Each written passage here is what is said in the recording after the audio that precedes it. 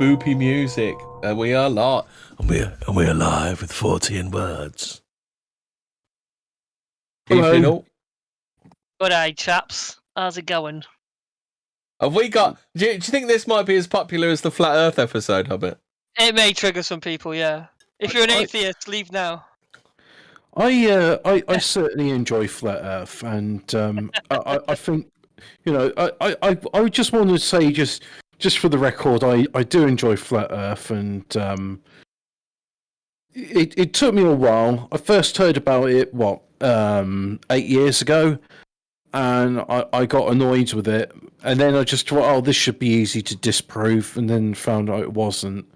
So, well, that's how. If you're watching a Flat Earth, then when you came to dinosaurs, what did you think, Hobbit? Was it just the same? The thing with dinosaurs, this happened last year when I was up with. By the way, Capstan, please recover swiftly from your disease. Yeah, it's still got COVID. He must have long COVID because, like, we ain't heard from him since before Christmas. We're fighting for the cure. Now, we decided. No, I decided to have fun in museum, and he wanted to be serious in a museum. Which, considering there was tranny toilets in it, then maybe they're not unisex toilets. They were tranny toilets because each one had like a message about how difficult it is to be a tranny in the 21st century. It's very dangerous and difficult. It's quite difficult to either be a man or a woman, or a man pretending to be a woman, or a woman pretending to be a man. It's quite difficult, Hobbit.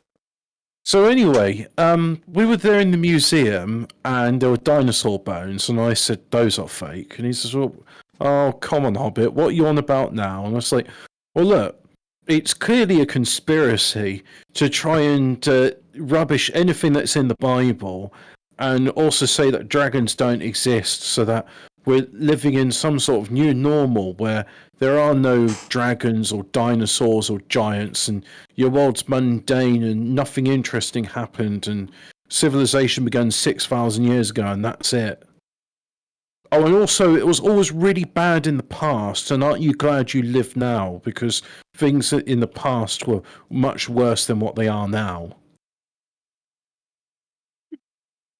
So yeah, dinosaurs are fake. End of. Right. Close the show, Hemmy. We're done. Yeah. The museum. Damien said the museum guide's sick of Hobbit. Funny enough, when we were I've just muted the stream. That was disconcerting. Yeah, I was. Come on, brain, you almost had it there. Yeah, throughout the entire thing, because I said to Capstan, I said, "Come on, let's go visit the Halls of Violence." I didn't call it the Halls of Violence. What I did instead is I had the clip loaded up on my phone. So as we entered it, I had a bit from Demolition Plan saying, "You are now entering the Halls of Violence," and. We had a security guard. Was that frowned upon by your stern guest? Oh yes, my chaperone or Tard Wrangler, as he saw himself. We had a security guard. Who wrangles the Tard Wrangler? Well, that's a good question. Not me. Now, we were being discreetly. I'm going to say we were being discreet. Yeah, we were being discreetly tailed by the security there. Hey, yeah. You're just like shitting on all the fucking museum exhibits. You're causing people to question. Millions of pounds put into their lovely plaster cast models. I was very disappointed because they took away some of my favourite exhibits and they replaced them with shit exhibits. And also, Clint Eastwood and Dawes says, "Are we talking about more completely fictional dystopian situations today?" No, this was a real legitimate trip. I went to a museum with Capstan. You may remember Capstan. He's very serious. He's the Thatcherite. Do you remember him? Do you remember how upset he used to get when we called him as Thatcherite? Do you remember that? I can't imagine him being a Thatcherite. But anyway, yeah, but he was libertarian, isn't he? So she was libertarian. we went there, right, and he was scoffing, right, at the ingenuity of the Fuzzy Wuzzies, because he's saying, hang on, have you noticed the dates on these swords? These are all post-colonial. And he didn't say it as loud as I said it. I'm saying that for, like, comedic effect, but it was enough where he started getting worried about the security following us. It's like, oh, what are they going to do? Excuse me, sirs, you've had a bit too much to enjoy yourselves. Can you not enjoy yourselves in this museum? Oh, it's fucking shit, by the way. Do you want to say the name of the museum or not? It's a natural history museum. It's in England somewhere. And I went there 2 years ago, actually. And they got a lot worse since then. Yeah, did you ruin any school trips while you were in there, Damien asks? I don't think there was any school children about, or if there was, I wasn't paying them attention. There were kids around. Does the museum still have the creature from Demon Seed outside of it? Oh, hang on. Isn't that in Marble Arch? Oh, I thought you were talking about... No, the museum... I thought you were talking about the same museum that's in your local area. Oh, no. I don't think it's got the creature from Demon Seed. It's got, like, dinosaur... They had those weird sculptures outside, didn't they? Do you remember Brutus's birthday? Oh. Do you remember those weird square sculpture things? They look like the robot from Demon Seed, because that's what you said. Oh, yeah, no, right, yeah, that's a different museum. Oh, right, it wasn't that one, it was a different one. Yeah. Oh, right. There's more than one museum in this location. Yeah. Oh, yes. Mm. But other museums are available. Yes, they most certainly are. Clint Eastwood indoors says, I also got my COVID implant to make sure I'm operating properly. I'm glad the government cares about my health and safety. Yep. So yeah, dinosaurs are fake, and Hemi and Fraser came up. We did some. Me and Fraser did some breaking research. So I said to Fraser, Fraser, I watched The Big Dig the other day, and they found a fossil in Rutland Water. Go on then, Fraser, take it away. That's how my segue was it? Yeah. Okay, right. So, right. So, cast your mind back, ladies and gentlemen, back to the time of what was his name, Joseph Paxton, who magically could write or draw on handkerchiefs, and suddenly the Houses of Parliament were up in rapturous applause at his design and architectural prowess, that they let him design a building that was feasibly impossible with the technology at the time. Fast forward 200 years, and what do we have? We have a similar striking man who's himself gained rapturous applause by the Houses of Parliament. Spiritual successor, if you will. The spiritual successor to Joseph Paxton. You better be taking him seriously. Joseph Paxton was a very talented man. Dum. Yeah, it's stealing your daughters after jumping over a fence. Yeah.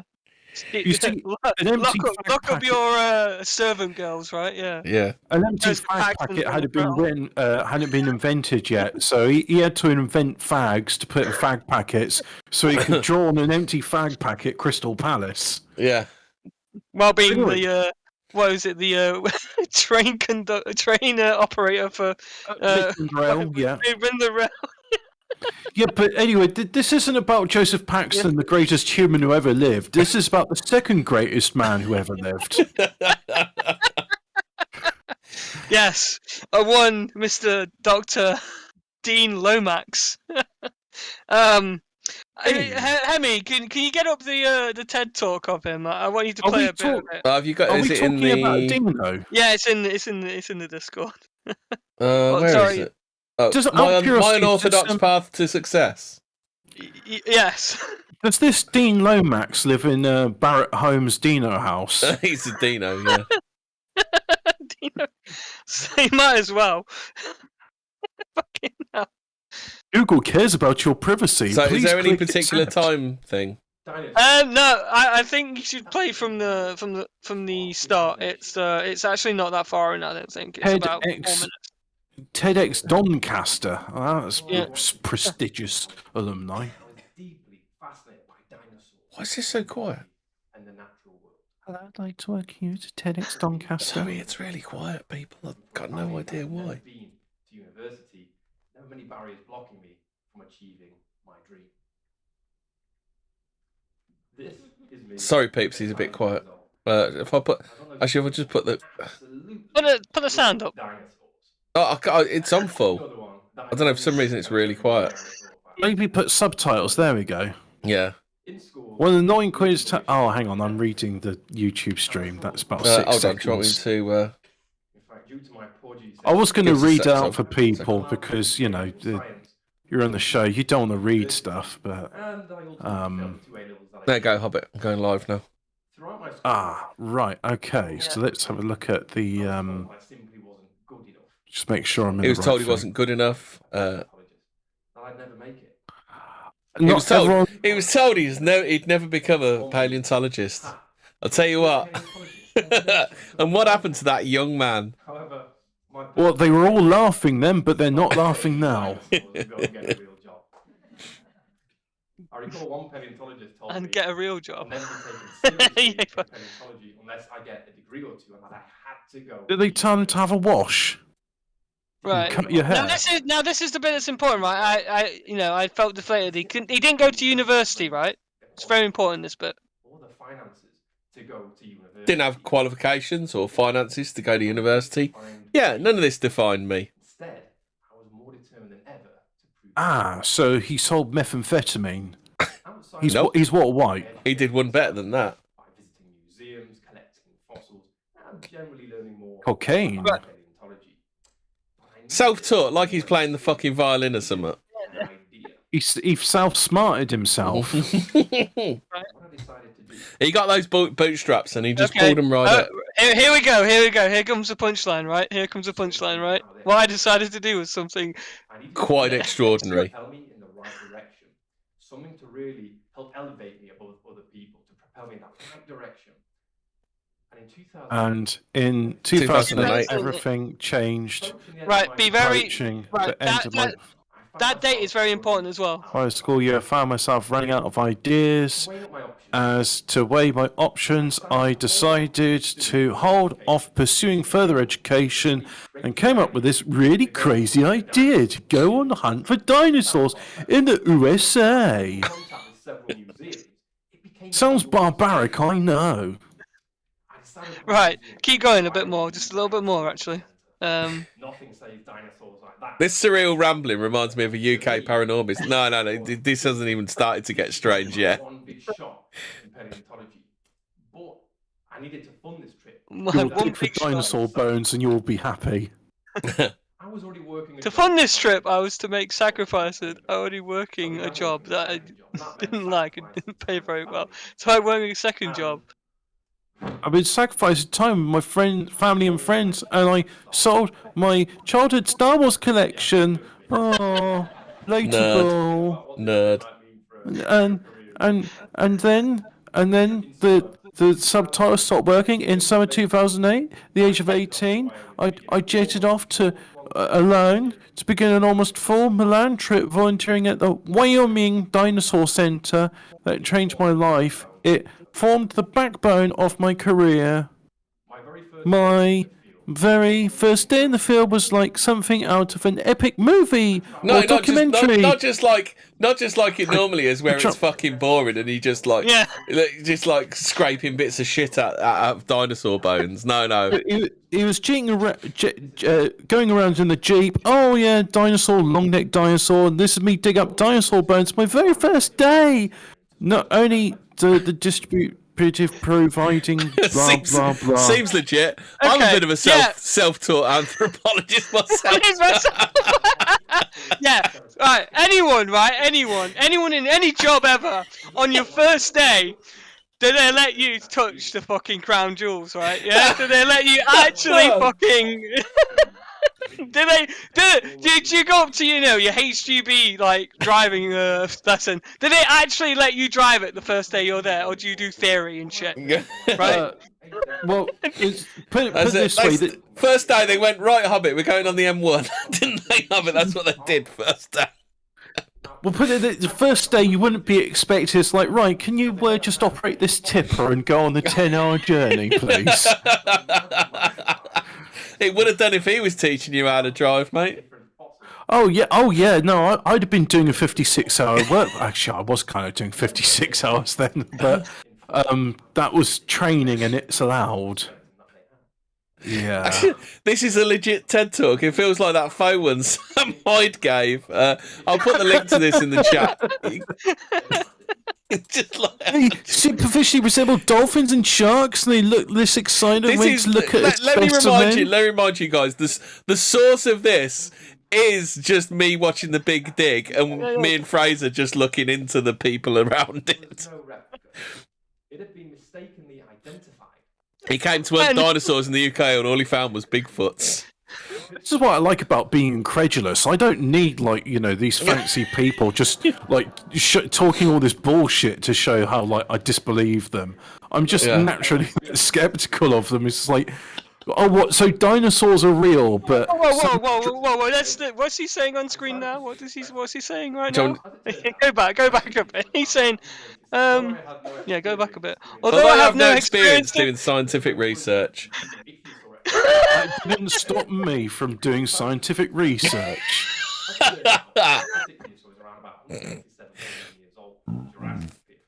This guy, right? This guy is flaunted by the BBC. This guy has had the House of Parliament giving him an award. He's literally got an office with a red phone on it, and Severn Trent Water goes, Lomax, we need you. We need you desperately. We've found an ichthyosaur. Ichthyosaur hotline.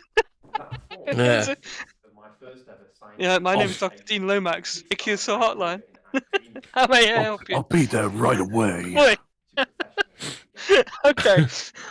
So we've introduced you to the protagonist. The protagonist of our tale.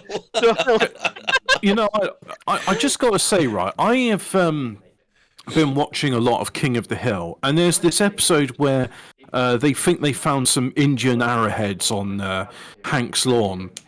So in the archaeological digging up his lawn, and he decides what he's going to do is plant some fake bone necklace in there, so that the archaeologists just go, oh, this is all fake, and leave.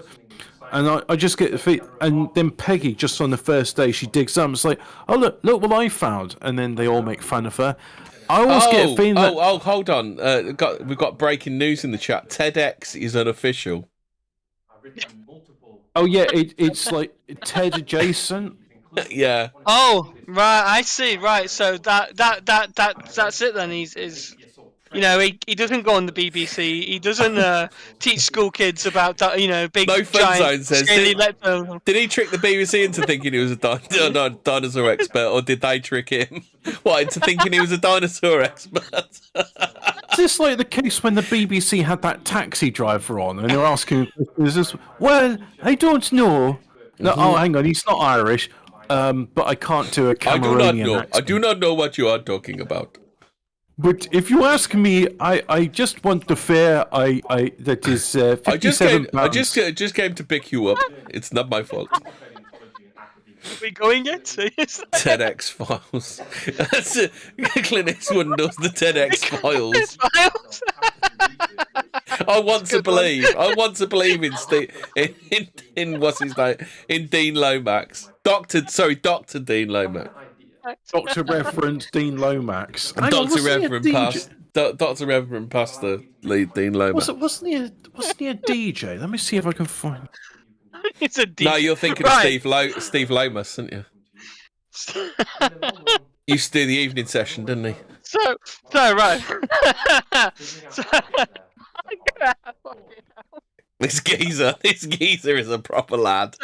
There is Kevin Lomax. At the ripe age of 18, Mr. Dean, this Dr. Dean Lomax, Dr. Pastor Dean Lomax. Suddenly then became an alumni of several universities overnight, it seems, in 2008. At Manchester. That's how it works. Yeah, that's how it works, right? You go to Wyoming for 4 months. They put you straight on the Triceratops. Right, all right, lads. First day here. Never been a paleontologist. Well, you can get straight on the Triceratops, son. Get that sucker dug up.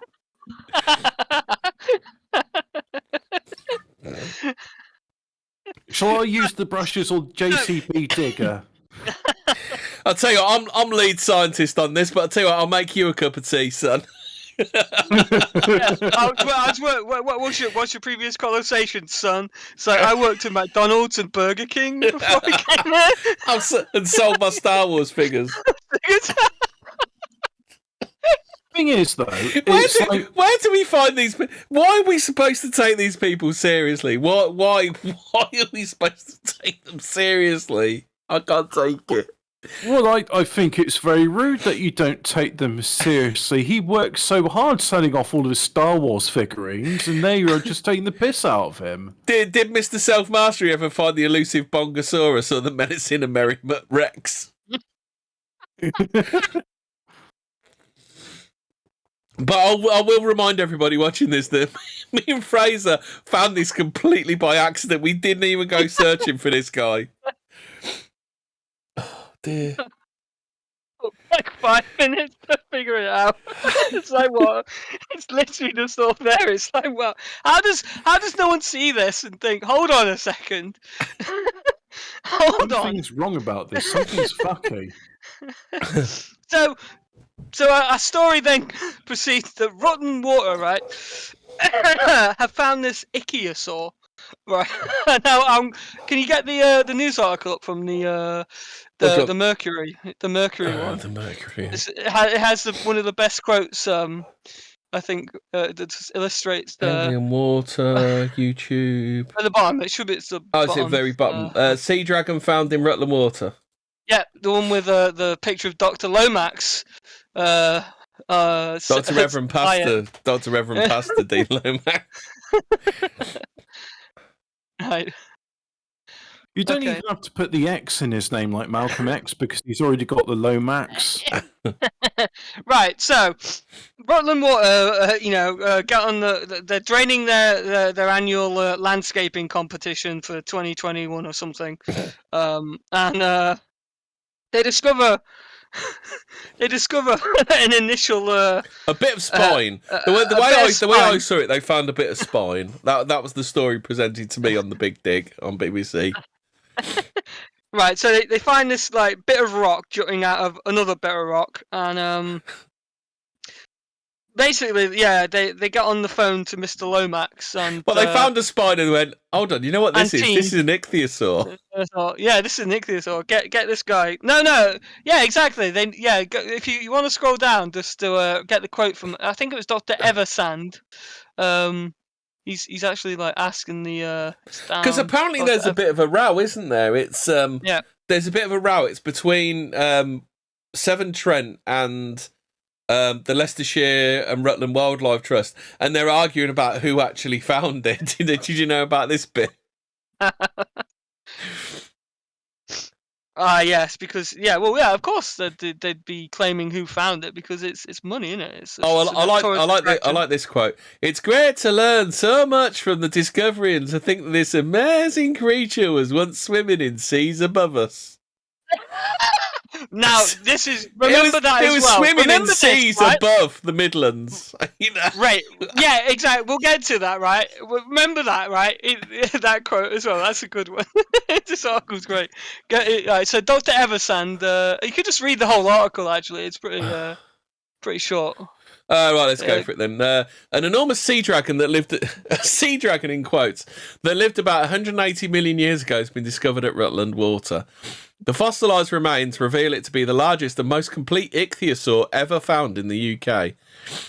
It's also the most complete skeleton of its kind. The remains have now been fully excavated and will feature on BBC Two's Digging for Britain. It wasn't the Big Dig, it was Digging for Britain at 8 p.m. on Tuesday, January the 11th. So this is like this is actually like hot paranormal news that we've found here.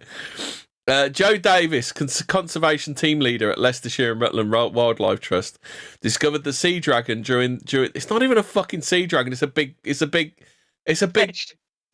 dolphin, isn't it? It's just a big dolphin. If anyone's ever played Donkey Kong Country, it's literally on guard from that.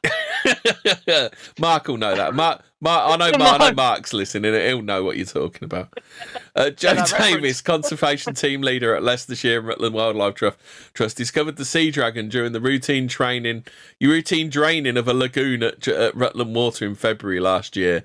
He said, the finders are absolutely fascinating and a real career highlight.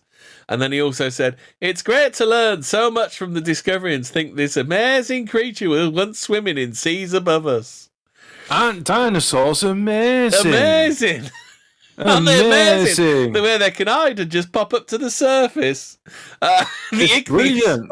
They can be there for millions of years, just below the surface of the ground. Except for if they're in Loch Ness, when clearly that's just a conspiracy theory. The Ichthyosaur... Ian, if you are listening to this, I'm not saying that that Nessie doesn't exist. I'm just saying all those photographs are inconclusive. The Ichthyosaur has a skeleton measuring around 10 metres in length and a skull weighing a ton. Ichthyosaurus, which first appeared around 250 million years ago, citation needed, and became extinct 90 million years ago. So 90 million years ago, that became extinct. So that skeleton has been sat just below the surface of Rutland Water. Potentially longer. I mean, it's just I don't think that was the last one to die, was it? It's been there just below the surface of Rutland Water for somewhere between 250 million and 90 million years ago. You're sounding incredulous, like you don't believe these learned men of science. Where the seas were high above the Midlands, where a group of marine reptiles ranging from one to more than 25 metres in length with a body shape resembling dolphins. So it's a reptile that looks like a dolphin. Okay, then. Remains of the Rutland sea dragon were carefully excavated in August and September by a team of paleontologists assembled from around the UK. Dr. Dean Lomax and specialist paleontological conservator. Fuck me, that's a mouthful. Nigel Larkin. Yeah, fucking is. Nigel Larkin led the excavation along with marine reptile specialist Dr. Mark Evans and Dr. Emma Nichols from the Horny Man Museum. Horny Man Museum? What the fuck? We're supposed to believe this shit when they come. Hi, I'm Dr. Emma Nichols from the Horny Man Museum. Is that in Rajasthan? Hello, welcome to Horny Man Museum. Shouldn't the other doctor have been like Ivor Biggin from the Horny Man Museum? Is this a carry-on film that's going on? Fuck you, what, 666? Dr. Lomax, who studied thousands of ichthyosaurs and has named 5 new species in the process. I mean, this is something we're going to have to talk about. He said it was an honour to lead the excavation. Britain... But he would say that, wouldn't he? Britain is the birthplace of ichthyosaurs. Their fossils have been unearthed here for over 200 years, with the first scientific dating back to Mary Anning and her discoveries along the Jurassic coast, he said. Remember that, Jurassic coast? Where was Mary Anning finding her fossils, Fraser? Do you know? What, Mary Ann Hobbs? Wait a minute, these Mary names... Oh, okay, sorry. Just these names sound too much like Radio 1 DJs. I think it's Dorset. I think Dorset is the Jurassic coast. I think you might be right. So did this thing wriggle in land? Did this thing wriggle 200 years in land and then died? Is that what happened to it? Well, did it get beached? No, it got beached about 150 miles in from the coast. Yeah, it was a big tidal wave. Maybe it was a Fortean, giant ichthyosaurs raining from the sky.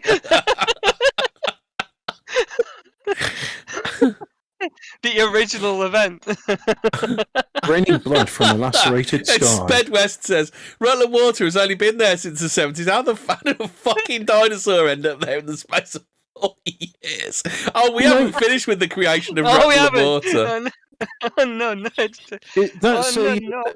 That's an interesting question, and I'm glad you asked it. It's not going to be addressed.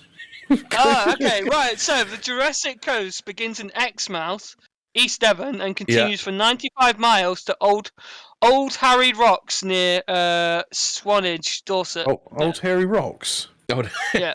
Rocks. Old Harry Rocks. So basically, the Jurassic coast is down in Dorset, basically Devon and Dorset. Yeah. You know where Rutland is? It's fucking near Leicester. What the actual fuck is this? What is this? What are they trying to? What are they expecting us to believe? What's going on? Yeah, but it's going to get more fantastical. We'll just keep going. This is Crystal Palace levels, isn't it? This is despite the many ichthyosaur fossils found in Britain, it's remarkable to think that the Rutland ichthyosaur is the largest skeleton ever found in the UK. It's truly an unprecedented discovery, you're telling me, and one of the greatest finds in British paleontological history.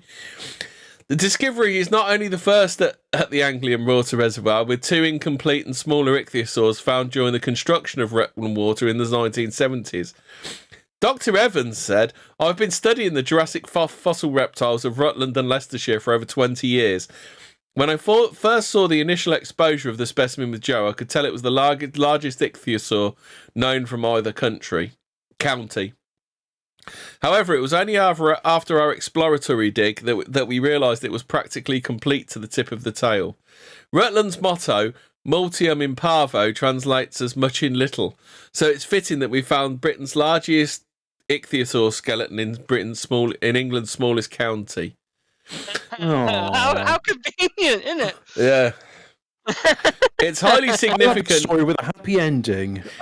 It is a highly significant discovery, both nationally and internationally, but also of huge importance to the people of Rutland and the surrounding area. Oh yeah, I'm sure the Rutlandians are jumping with joy. The Rutlandians. Well, they were when they got their houses knocked over, but we'll talk about that in a bit. The team of paleontologists will continue to work on the research and conservation of the ichthyosaur, which is of the species Temnontodosaurus trigonodon, or something like that, with academic papers to be published in the future. In order to preserve the remains and ensure they can remain in Rutland, Anglian Water is seeking heritage heritage funding. Just follow the money, peeps. Rutland. So that's something else. Go on then. Oh no, I was just about to say, just the Everard. My initial looking of the skeleton was, this tiny little bone sticking out. Oh yeah, it's an ichthyosaur. I could tell. Like when I saw it. What it is. When I saw it on the TV, all that was poking out was like a spine. And then they had to get. So basically, they uncovered a bit because they found it in the winter. So they uncovered a bit. And then they had to cover it back up and then come back to it in the summer when the water levels were lower. Aye. I bet if you showed these guys a different a fucking cow bone and a human leg bone, they fucking probably couldn't tell the difference. Yeah. Ichthyosaurs evolved from a terrestrial ancestor that returned to the sea. They lived exclusively in water and gave birth to life. So they're not. They tell you at the start it's a reptile. Yeah. Well, this is a fucking mammal, isn't it? Yeah, well, this is literally a big fucking dolphin. Why do they keep telling you it's a reptile? They're having trouble keeping their story straight, aren't they? Just a bit, aren't they? Yeah. So the first ichthyosaur brought to the attention of science was discovered in 1811 by Mary and Joseph Anning in Lyme Regis, Dorset, along the Jurassic coast. Ichthyosaurs are a specialised group of marine reptiles that give birth to live young, even though that's a mammal thing, that lived in the water whilst dinosaurs walked on land. It's... Oh, Jesus Christ. I mean, my brain is hurting from being ripped in two different directions at once. Mine's not, because I'm just going to say I don't believe you. This all sounds like bullshit. You're pulling my leg. It's not true. We're pulling your leg. It's not real. We made it all up. Yeah, but you need that drop, man. Get that fucking drop. Yeah, get that drop, Hobbit. I'll play it at the end. I'm going to play it at the end of this episode because this is bullshit. More than 100 species of ichthyosaurs have been discovered all around the world. Ichthyosaurs this large and complete are rare and normally found in Germany and North America. Size and completeness of the Rutland ichthyosaur will help to identify other ichthyosaurs found in the UK that are already in museums. Rutland's bedrock is entirely Jurassic in age and spans the period between 195 and 160 million years ago. The ichthyosaur was found in clay-rich rocks dating from approximately 180 million years ago from the early Jurassic period. Hobbit, can you get clay-rich rocks? Or is he gone? Oh, he's muted and deafened. Study of other fossils found with the ichthyosaur, such as ammonites, relatives of present-day squid and octopus, will help date the find more precisely. The high proportion of clay makes it relatively impervious to water, and this was a key factor in the sighting of Rutland water. So that's the end of that. So what do you want to say about that then? Well, key factors are I can tell just by looking at it, right? Yeah. What it is, right? That's a very important point because that seems to be a kind of like a general theme with all these so-called dinosaur experts is I could tell what that is just by looking at it, right? Yeah. And basically, yeah, what you pointed out was this is in Rutland. If you want to well, do you want to go on to we'll go into the story about the Roman excavations first, I think, or before Roman excavations. Where was that? Oh, do you want to? I think that was the article. I think that was the PDF, wasn't it? No, it wasn't. It was the. Was it? Was it the? It was Rutland Water, the rutlandwater.org. That one. Rutlandwater.org. Yeah. I think that one's. No. It was the history of Rutland Water PDF. Yeah. So, where's the bit that was worth? Hold on 1 sec. Let me just find this. This was I think it was page 2. Oh, so, look at it gets even better. So I didn't know, so I didn't look at this. Holy shit, this gets even better. This is interesting stuff. This one is. Hold on a sec. I've just got to download that. Then I've got to add one of these PDF document. Okay. Preparedness at 0 on the show. Sorry, guys. But yeah, that's a very interesting Romanesque looking building there, isn't it? Huh. Transform. Fit to screen. There we go. There's that. Heritage of Rutland Water. The one about it was like St. Matthew's Church, wasn't it? It was the third actual. No, it's page 2, I think. Not everyone was happy at the prospect of flooding a large area of prime agricultural land, and there was a concerted campaign against the proposal, especially from those farmers who considered they were about to lose their land and livelihood. The fertile land that was about to be flooded, so this was back in the 70s, the fertile land which was about to be flooded has been farmed for thousands of years. So thousands of years people have been ploughing and turning over this land.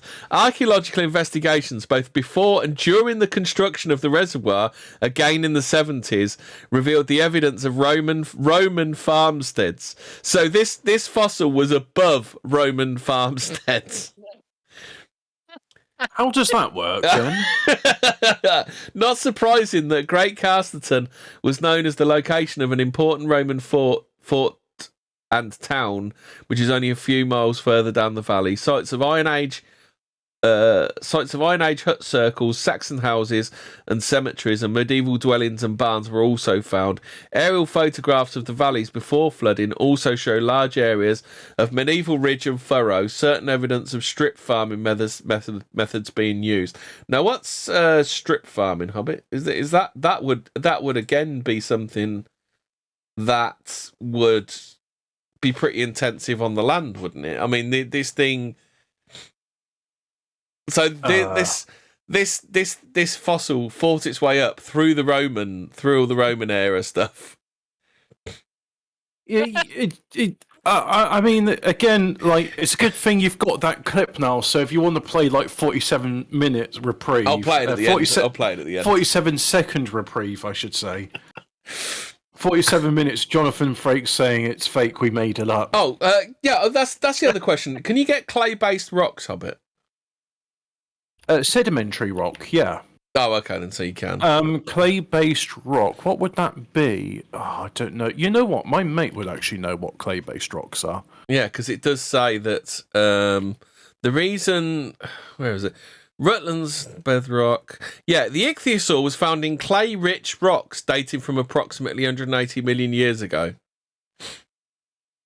So, okay. Also, you have to bear in mind that where did I see that earlier?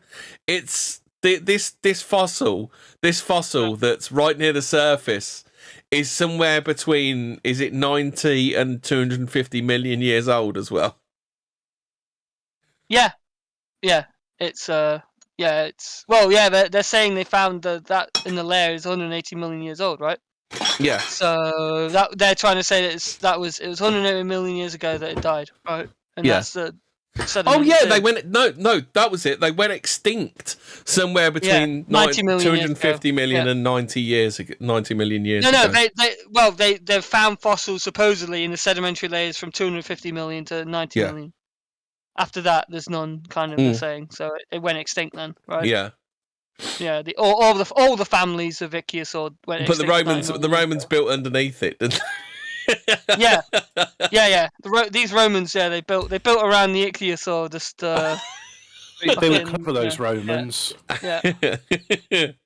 You know what? I bet if they dig down, right? I bet where that fossil is. If they dig down a bit further, I bet they'll find some fucking Roman ruins. I bet you.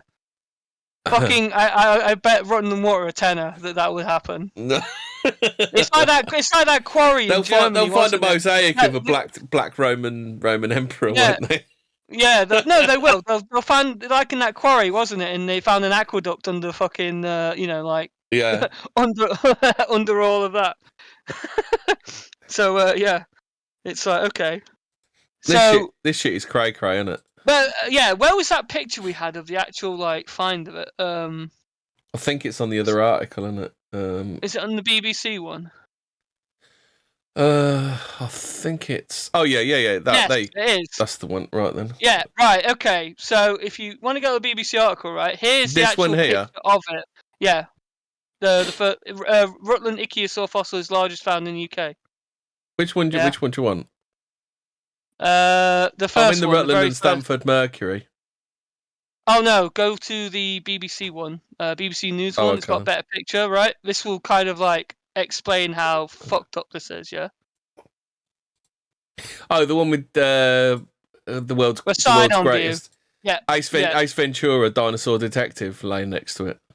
No, yeah, that's the picture of it on the thing. But if you go into the actual BBC News website, you'll see it, right? Okay. Which do you want? This one? Yeah. The one at the top, yeah.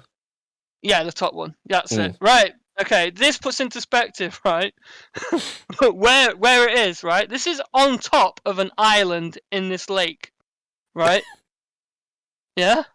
That nobody, despite all the agricultural works, or all of the archaeological digging where they found the Roman settlements, nobody found the world's largest ichthyosaur. They just kept missing it. So, okay, this wasn't at the bottom of the lake, right? They didn't drain the bottom of the reservoir and found it again, right? Because that'd be a bit dumb, wouldn't it? Oh, how did you not manage it the first said it's time, clearly right? Roman. It has a massive nose. Yeah.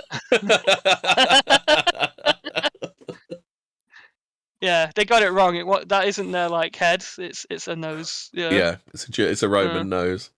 Aye. It was Biggest Diggest, the Roman emperor. Big snout. So, yeah. Hobbit, what do you think to what you've heard so far?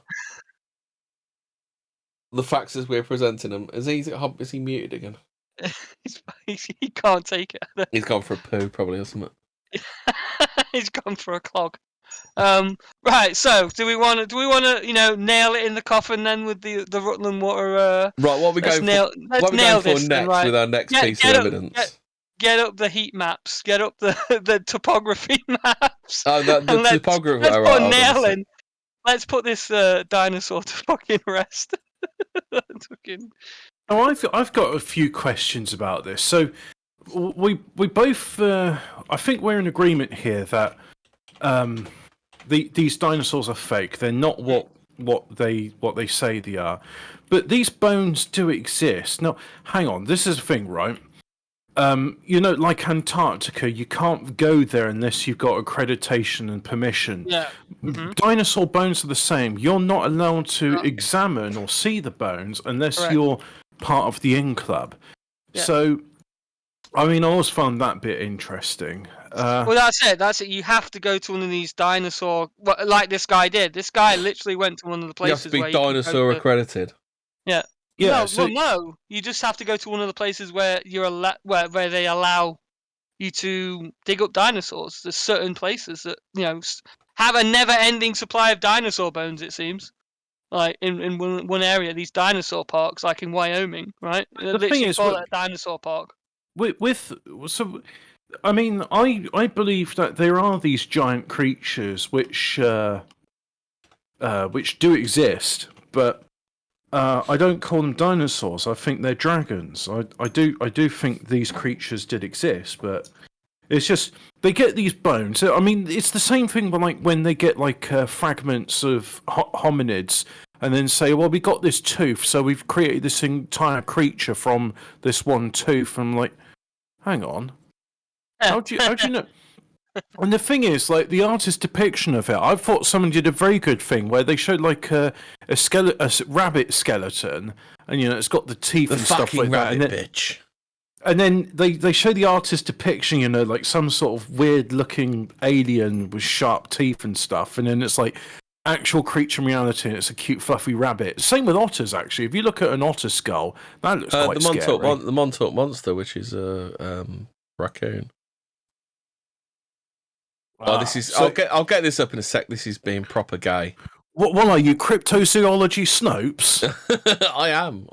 Right. Yeah, it's just that image. It's not like in the format of the image. So I'm gonna have to. Yeah.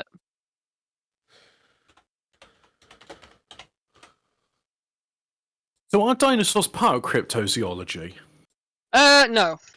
No, obviously not. No, cryptozoology is reference to things like is Dr. Pastor Dean Lomax? Is he part of cryptozoology? He's probably crypto, yeah. Crypto something. What the fuck? I can't even show you this image. He's having a proper fucking. He's being a proper arsehole about this image.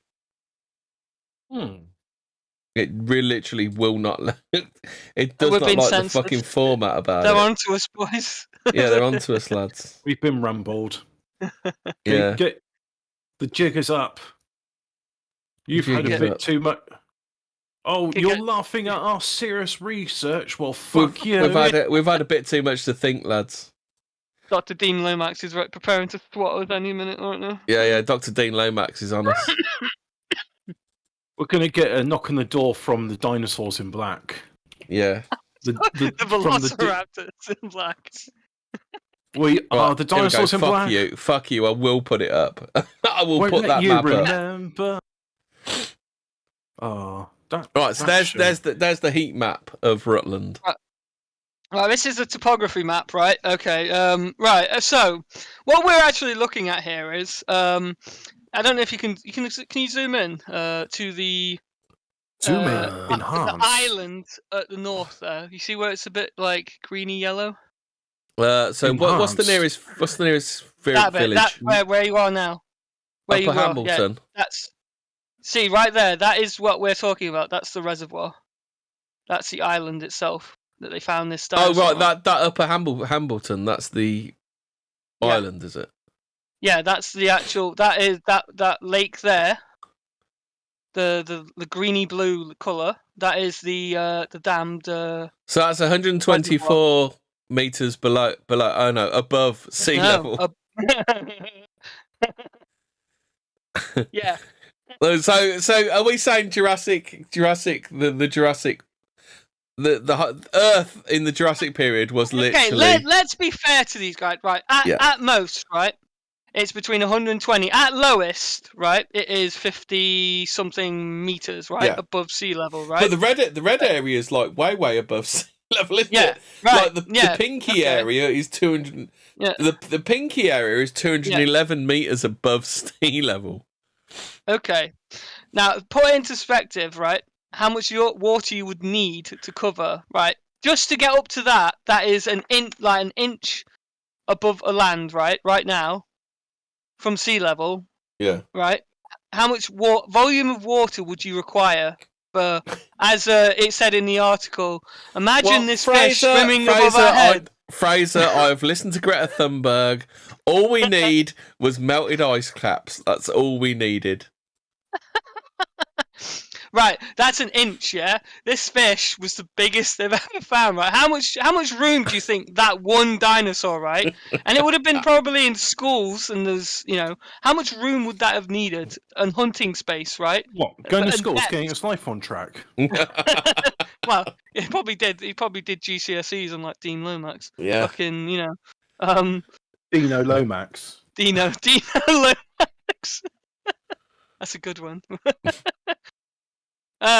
So just think about it, right? But put that into perspective, like 50 meters above sea level to get, like, basically covering the... Fraser, do you deny the Flintstones? Marco wants to know.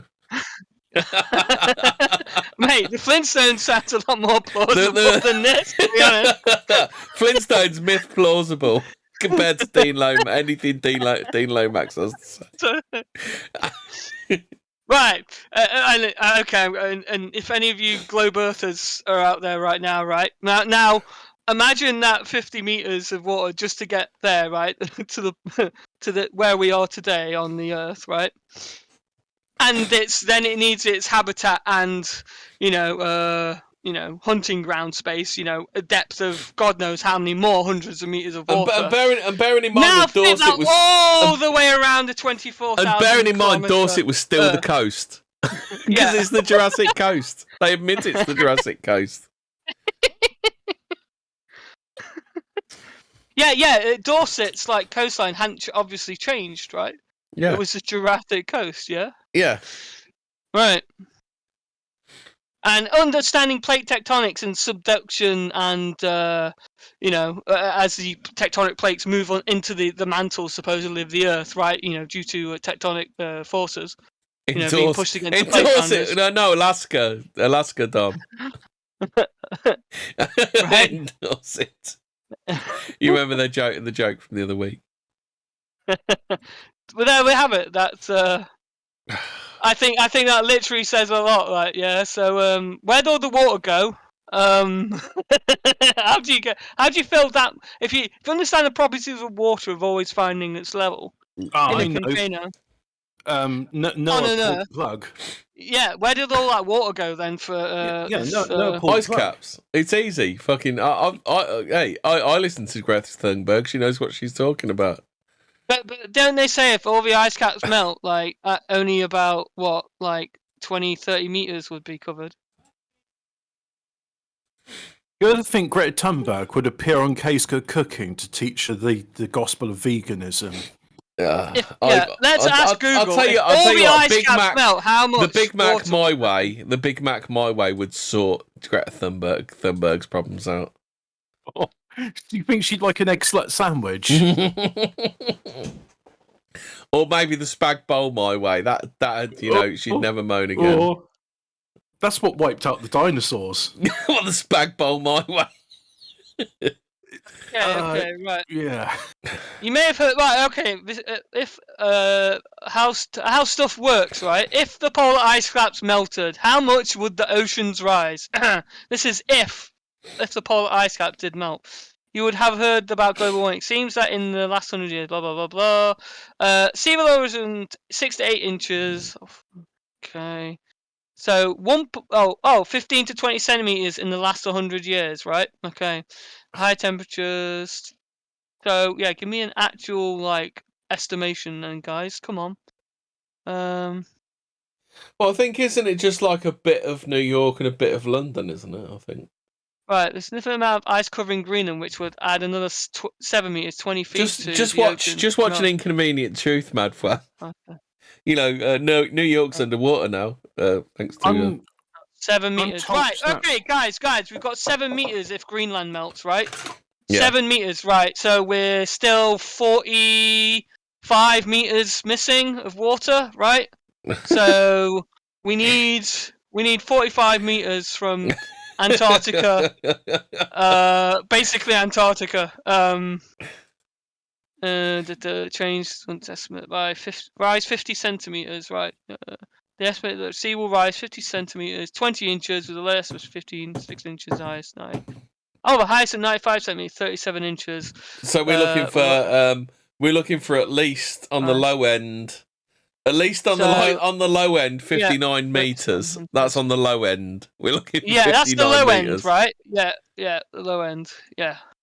So 37, an extra 37 inches. I think 59 meters is the stuff that's already lake. They don't actually like give you a deep. No, they don't actually. 200 feet. Oh! If all of Antarctica ice melted, sea levels around the world would rise about 61 meters. There we go, lads. Right. Okay. So basically, 61 meters. So you wouldn't even. So if it all melted, you wouldn't even get to. Would be paddling water. Yeah. The island would still be fine. So is there was there something else going on in the ancient world, like a global flood or something? Water world. Are they saying that the global Off-license said Fraser is the new Chris Packham. Are they? So they're basically saying that all of this stuff has to happen at global floods because otherwise none of these areas would have been flooded. Yeah. Yeah. All right. Okay. Yeah. Even if you melted all the ice in the world, it basically that fish is treading water. At the lowest estimate. That fish ain't going to get to that island. Yeah. If you melted all of the water, that fish is still not getting to that island. The fish is going to North Luffenham at best. It might get to Empingham, just a bit down the road. All of the ice is melted as well. Yeah, that's right. Yeah, I figured it out. What they've done is, you're familiar with Hampshire, right? Yeah. They've done like Hampshire, but for fish. So, the Flintstones were busy erecting glass tunnels for the fish to swim through, so that they could get to these areas. Yeah. See. Got to think outside the box, paradigm shifting, etc., etc. Just like this all started just because I told Fraser I watched The Big Dig the other night, and they found an ichthyosaur. This is how we got to this. This is autism. Sorry, this isn't autism. This isn't just autism. This is Fraser autism. Accidentally. I'm sorry. Just complete joke. Dr. Reverend Pastor. Dr. Steve Lomax. Wouldn't it be funny if Dr. Reverend Lomax was a descendant of Sir Joseph Paxton? Oh, that's another rabbit hole to go down, isn't it? Imagine that. Is there any connection? I think he's got to be in it. I just sold all my Star Wars figures and became award-winning paleontologist that BBC ring up. Is he going to be on one of those? Give me an award. Is he going to be on one of those genealogy TV shows about like? What, this is your life. I want to see This Is Your Life by Dr. Dean Lomax. If that was still around, that would have been great. I don't remember the show it was, but they had people like Cherie Booth, and it's like, oh, your ancestor was John Wilkes Booth, and Nigella Lawson's ancestors, Nigel Lawson. Well, that was a bit easy. Was it Josh Widdicombe? Josh Widdicombe's related to Henry VIII, isn't he? Did you see that one recently? No. Oh, okay. We don't watch TV. Well, you say that, but I've been rewatching old episodes of How Clean Is Your House. Oh God! No. Do you remember that one where they had the cockatiels flying all over the house, and there's bird shit all over everything, and there's like rotting fucking chicken carcasses where they've been eating chicken and stuff. Yeah, was that one on there, Hobbit? That's a snack. No, I watched the one about this French bird living in London called Veronique, and her house was just like basically just like Harold, the Steptoe and Sons. They're just full of tat. Yeah, you can't move for all the tat that's in there. Yeah. Just remember, lemon juice and baking soda fix everything, though. I bet.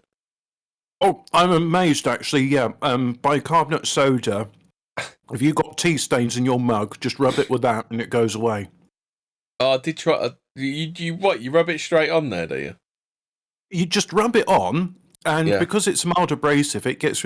And the thing is, it's like when I do washing up, I use my fingers, and it's a lot gentler on the skin than it is than bleach, which also works. Oh dear. So have we got any more on Dr. Reverend Pastor Dean Lomax and the Ichthyosaur? That's it. He's just done. There he is. There he is, laying next to the biggest skeleton ever that nobody noticed, even though there'd been excavations, Roman excavations. That was it. The building of there was another bit, weren't there? The building of thingy, isn't it? They actually scraped clay, didn't they? They scraped clay to create the lake, didn't they? Yeah, scraped it. So this clay-rich area where the Ichthyosaur was, where does it say? Because the dam they used to create Rutland Water, they actually took clay from around the area. I bet. Oh God, I got hiccups. Out for your bacon. Oh right, okay. Right, sorry. Oh dear. So, what's the French bird fit off license? Wants to know, Hobbit. Oh no, she was a right scrub, and she kept saying like, "I keep my house very clean," and she's like the Scottish one says, "There's weevils in your cutlery drawer." I never use that cutlery drawer. It doesn't matter. It's like the weevils go from that drawer and then they go on your worktops. That is not my fault. Hobbit. So do you want to? Have you got anything to add about Dinosaur Bones and? Wow, I think Dr. Dean Lomax, the world's most accomplished retard again. I think that a lot of this is faked. They just put the bones together and say, "See, it's like this," and the Tyrannosaurus Rex is just ridiculous. Nobody believes that.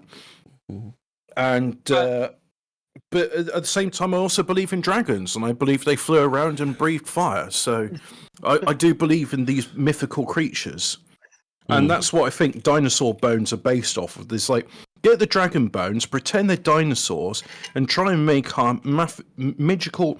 Because this is the thing, right? If we knew that this reptile literally has a vagina. Okay, right. So the thing is, right? If we knew that in our past we had giant... I just thought, I know what I'll do. I'll open unexplainedmysteries.com, and here we are, another fucking Joseph Paxton. Underachieving student once designed an atomic bomb. So, okay. So I think I actually know that story, and he uses americium to make a nuclear reactor, if that's what I'm thinking of. But my point being with all this stuff, if everybody accepted that we had this mythical past with giants and magical creatures, and God had a war with them and the global flood happened, and everyone accepts these things as true, then I think we'd have a very different world now. We'd be asking questions like, where's the magic gone? Where's the mythical creatures gone? Why is our world so small and mundane in comparison to what happened? What did go on? Was there a cataclysm? Oh, look, here's a cataclysm that happened. What's gone on then? Why has history been rewritten? Do you think it's kind of like a lot like the never-ending story and stuff, where we've killed all of the magic? With science. I believe someone is trying to kill the magic. I think radio, electricity, electromagnetism, radio has done a lot to destroy magic in this world. Like it creates a magic suppression field. 999999 says, "Oi, mythical creatures like heterosexual Brits." Whatever the fuck that means. I don't know. Well, That's not what your mum was saying to me last night. Yeah, and I wanted to actually just clarify one point, right? Before I was like, the seabed could have been a lot lower in the, the tectonic plates. If you look at the UK, it's nowhere near any like tectonic.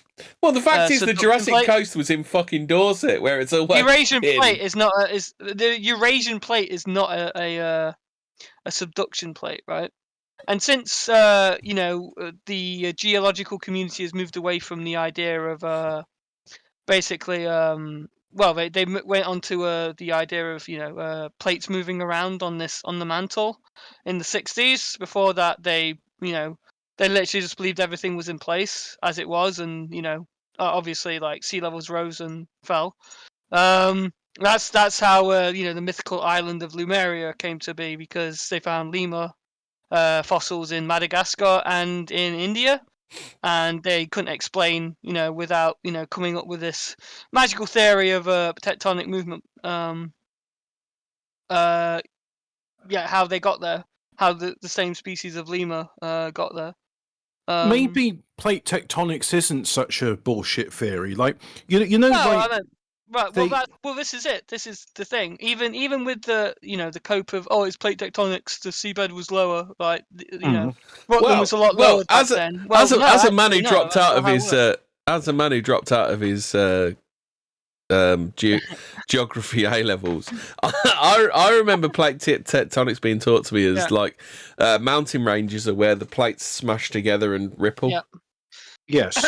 Yeah, that's the what are they called? Subduction is when the plates go under, so that's not that's like in the sea. Like Everest and that. That's a. I have to have a look at what the actual name is again. I forgot myself. Wonder if like plate tectonics, they're sort of close to the truth, like. Because I think land masses have risen and fallen over the millennia, and I think Atlantis was a land mass and it sunk, like they said it sunk. Well, isn't there supposed to be a village just off the Isles of Scilly that's been drowned? Probably, but or also just off of the coast of Cornwall or something, or around the Isles of Scilly, not just off the Isles. Around that sort there's of other area. like sunken areas as well, like plenty in the Mediterranean. Those pyramids off the coast of Japan. And no one talks about Doggerland because it's funny. Yeah, but Doggerland, the North Sea had this. I always remember Doggerland. It's from Kes, isn't it? You've seen Kes, haven't you, Hobbit? Yeah, it's a shit film. You just don't like it because it's sad at the end. It's like, why can't there be one thing about the North which is hopeful? But then maybe that's why people say it's a good film, because it's realistic. No, it's just the bit Doggerland Pike. Isn't that from Kes? Where the bloke talks about Doggerland, and he knows, and the kid knows about Doggerland, doesn't he? He remembers it from the BBC World Service forecast, doesn't he? Oh, okay. That may have been another book, but I remember a book at school, and I remember Kes was a book we read. What really annoyed me with Kes is like he's talking with the careers officer. He takes pity on the guy, and rather than saying, "Oh, well, my hobbies include keeping a kestrel," and I've learnt a lot about that, he just says, "I'm not working down to pit," and that's it. And it's like, you got any hobbies? Oh, I like to have a wank. He didn't say that because it's 1960s, but whatever. What makes me laugh is the overwhelming image of Kes is him sticking two fingers up when it should be a kestrel in the bin. And you lived your life like a kestrel in the bin. Yeah. I do find it funny when he sort of leans over and says, "Dinosaurs aren't real and thou art a bastard." And he starts slapping his brother. And thou art a bastard. Well, I mean, if you want to go into the topic of like, where did the whole thing of dinosaurs being fake come from, and why people believe it is. We need to talk about Albert Steptoe then. Look at Mavflash doing content and stuff. I know, right? Gotta whip you guys in shape. There's been a Kes remake. Hold on a minute. There's been a Kes remake. Hold on. Let me just research. Anyway, carry on, Fraser. I've just got to look this up. No, I'll sit in silence. Fuck you. Yep, that's all right. Well, you're not going to tell us about Albert Steptoe then? No, his name's Robert Owen. Not to be confused with Owen Benjamin. Come on, Kev. Owen Albert Steptoe. Yeah, let's have a look here. He's on. He's the discoverer of dinosaurs. Surprise to him. Oh, dude, yes. Yeah, we didn't do this bit. The bit you found, the PDF. We haven't done that. Fraser. So prior to Robert Owen, who looks like Albert Steptoe, nobody ever dug in the ground. So nobody was digging star forts or castles or even like drainage ditches. So nobody unearthed bones. Or Roman aqueducts. This or anything handsome fella. Like He's a handsome-looking fella, isn't he? Old Richard Owen. Inventor of the dinosaur. Harold. Yeah, Harold, so that, Harold, I found a dinosaur. Mr. Owen, inventor of the dinosaur, founded the practice of paleontology in was it 1842? 1842 it was. And as Hobbit says, up until that point, I don't think there had been any kind of like. Well, they'd had found like that's not saying they didn't find these large bones, right? There were large bones found before this time, but they just didn't know what they were. So, basically, it became a really interesting kind of like coincidence then that this PDF goes into the founding members of the first like dinosaur like gold rush, right? Well, even like the massively brained Darwin put the iguanodon together wrongly, didn't he? Because he thought the thumb was a tooth, didn't he? Well, yeah. Well, no. What you mean? Thumosaurus, the one that always looks like it's giving you a thumbs up, like fucking the Hitchhikosaurus. Yeah, yeah. Fucking yeah. That's that we could get onto that. The fact that actually, there's been many dinosaur fakes actually. I even remember one even today they're like, writing off dinosaurs that, I think maybe people, aren't actually like, are thinking, hold on a second, how did this work? Because I remember as a kid, right, I had a dinosaur book. Yeah, I loved dinosaurs as a kid. Kids love dinosaurs. Yeah, I fucking did. I love dinosaurs, right? Big giant. I've still got my Ladybird book of dinosaurs. Yeah. Oh, have you actually got it? Yeah. Have you got it on you, near you? No. It's in the cupboard. Oh, fuck's somewhere. Yeah, if you'd have a look, if it's an old one, right? It probably has the dinosaur that looks like the pterodactyl, right? Yeah. It's like the flappy like the. Do you mean the Archaeopteryx, which is the dinosaur with feathers? No. It's not that one. It's the one that looks like it's got a T-Rex's head on a pterodactyl's body. Do you know that one? No, I don't think I've seen. I don't think that one's in there. Right. Okay. Well, either that's been Mandela affected, right? Yeah. Or right when I was younger, right? Because I remember having a book with that kind of dinosaur in there, and lo and behold, nowadays they say that wasn't a fake. No, holy shit, no shit. Like, how the fuck did this thing fly? Have you ever seen the making of Jurassic Park? Huh? Have you ever seen the making of Jurassic Park? Yeah. Do you remember when they said about they figured out that like dinosaur people had got shit all wrong because they actually ran it through some sort of simulation to work out how these things walked, and they kind of made the Brontosaurus a bit more believable, didn't they? Yeah. Yeah, I remember that. Yeah, because they said the Brontosaurus, because like the image in all the old dinosaur books was that the neck kind of bent and came straight up in the air, didn't they? When it didn't. Yes, exactly. Yeah. That got retconned, didn't it? And it got retconned to being. Oh, well, actually, no. It was its neck was on the ground like a fucking. It was kind of straight along, wasn't it? It was weird. Yeah. It actually just like ate shrubbery from the lower, like ferns and that. Because obviously there was no grass back in the day, right? Grass is a modern thing, supposedly. And But supposedly, it had a little tiny brain as well, didn't it? Like the brain. Well, here's the really retarded thing, right? If you got a neck that long, why the fuck would you keep it anywhere near the ground like that? Where something could just fucking step on you and like where break you could your just neck. get eaten by a T-Rex just plow through you. Yeah, your neck's like waddling, fucking 20 meters long, and you're just like it's. But what kind of an adaptation is that? Like the feet, all the food was the other side of the river. That's the only adaptation I can think. It's like no kind of useful adaptation, is it? It's like it's if giraffes got stuck near a river and had to eat from the other side, right? Eventually they would have a horizontal neck, yeah? You're telling me the Brontos didn't lift their necks up? They were just no. Straight along. It was static. They couldn't lift it. Have you never watched the making of Jurassic Park?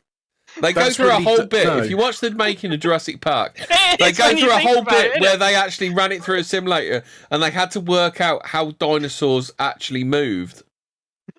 They worked out how dinosaurs actually moved, and they worked out that the Brontosaurus didn't just walk along and have its head straight up in the air. The Brontosaurus had to walk like with its head straight, like the whole thing was like a straight line. Imagine. Yeah, no, I'm calling bullshit on this. The thing is, what if, right? And here's a thing. What if these creatures? What if they're not like, born off an egg or something? What if they're like made in a factory or something? And they got bones, but like they're not actually organic creatures. What if? Because I'm thinking, for example, a dragon, what breathes fire and flies around, it's probably not an organic creature.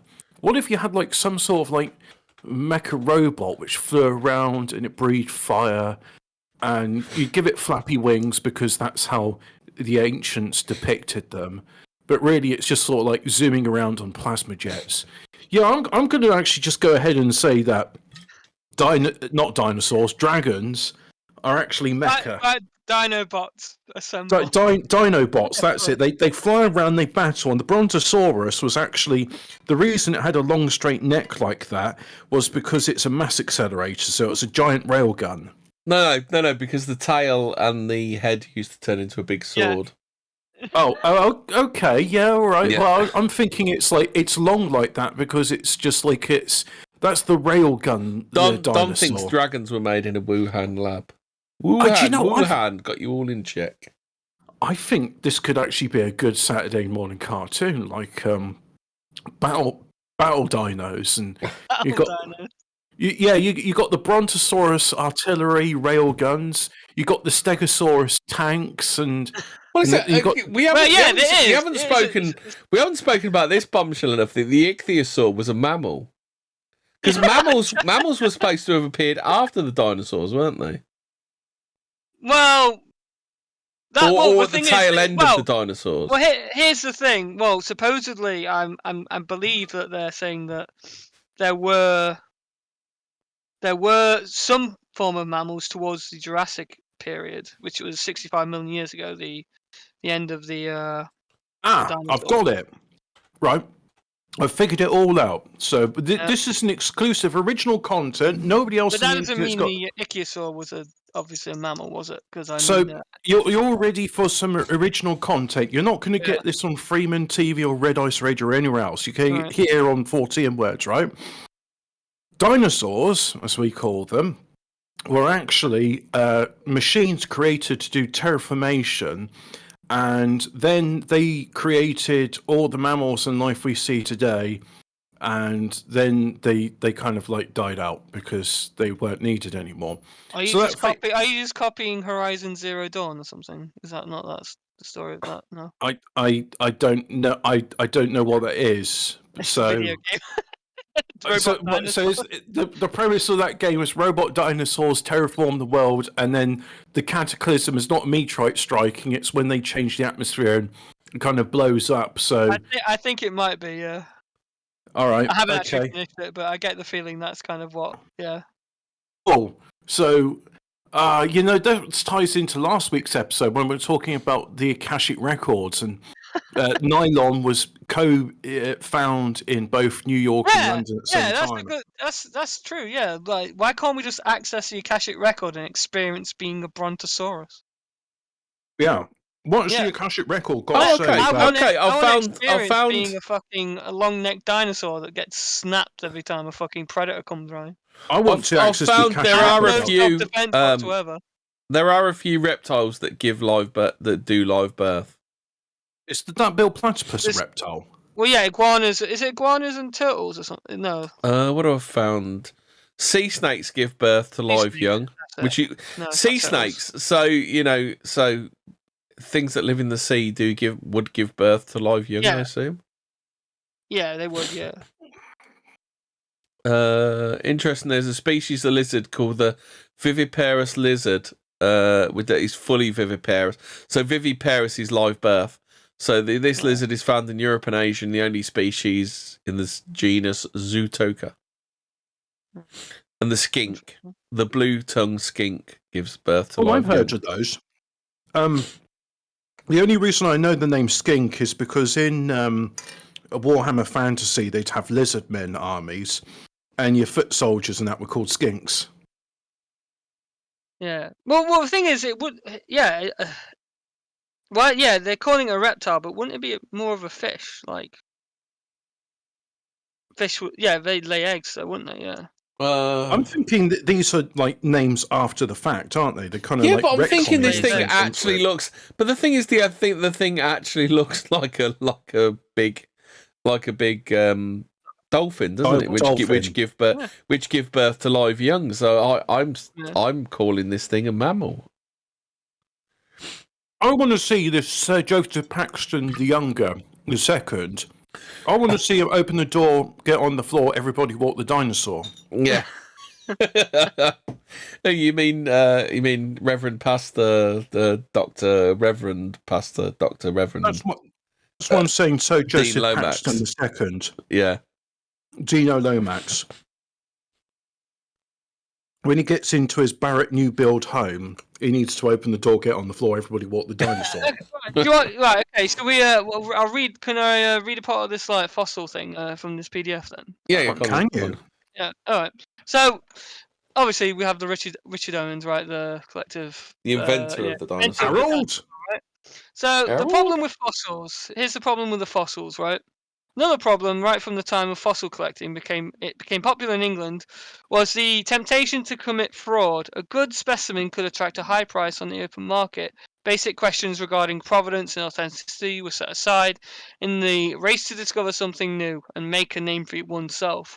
For example, there was no way to establish whether a specimen was genuine or if the fossil had been fabricated and buried in a location where it was sure to be discovered by enthusiastic fossilists. Lyme Regis, yeah, that's a real good name, isn't it? Lyme Regis is in Dorset, so that would be part of the Jurassic Coast. Is it anywhere near Beer Regis?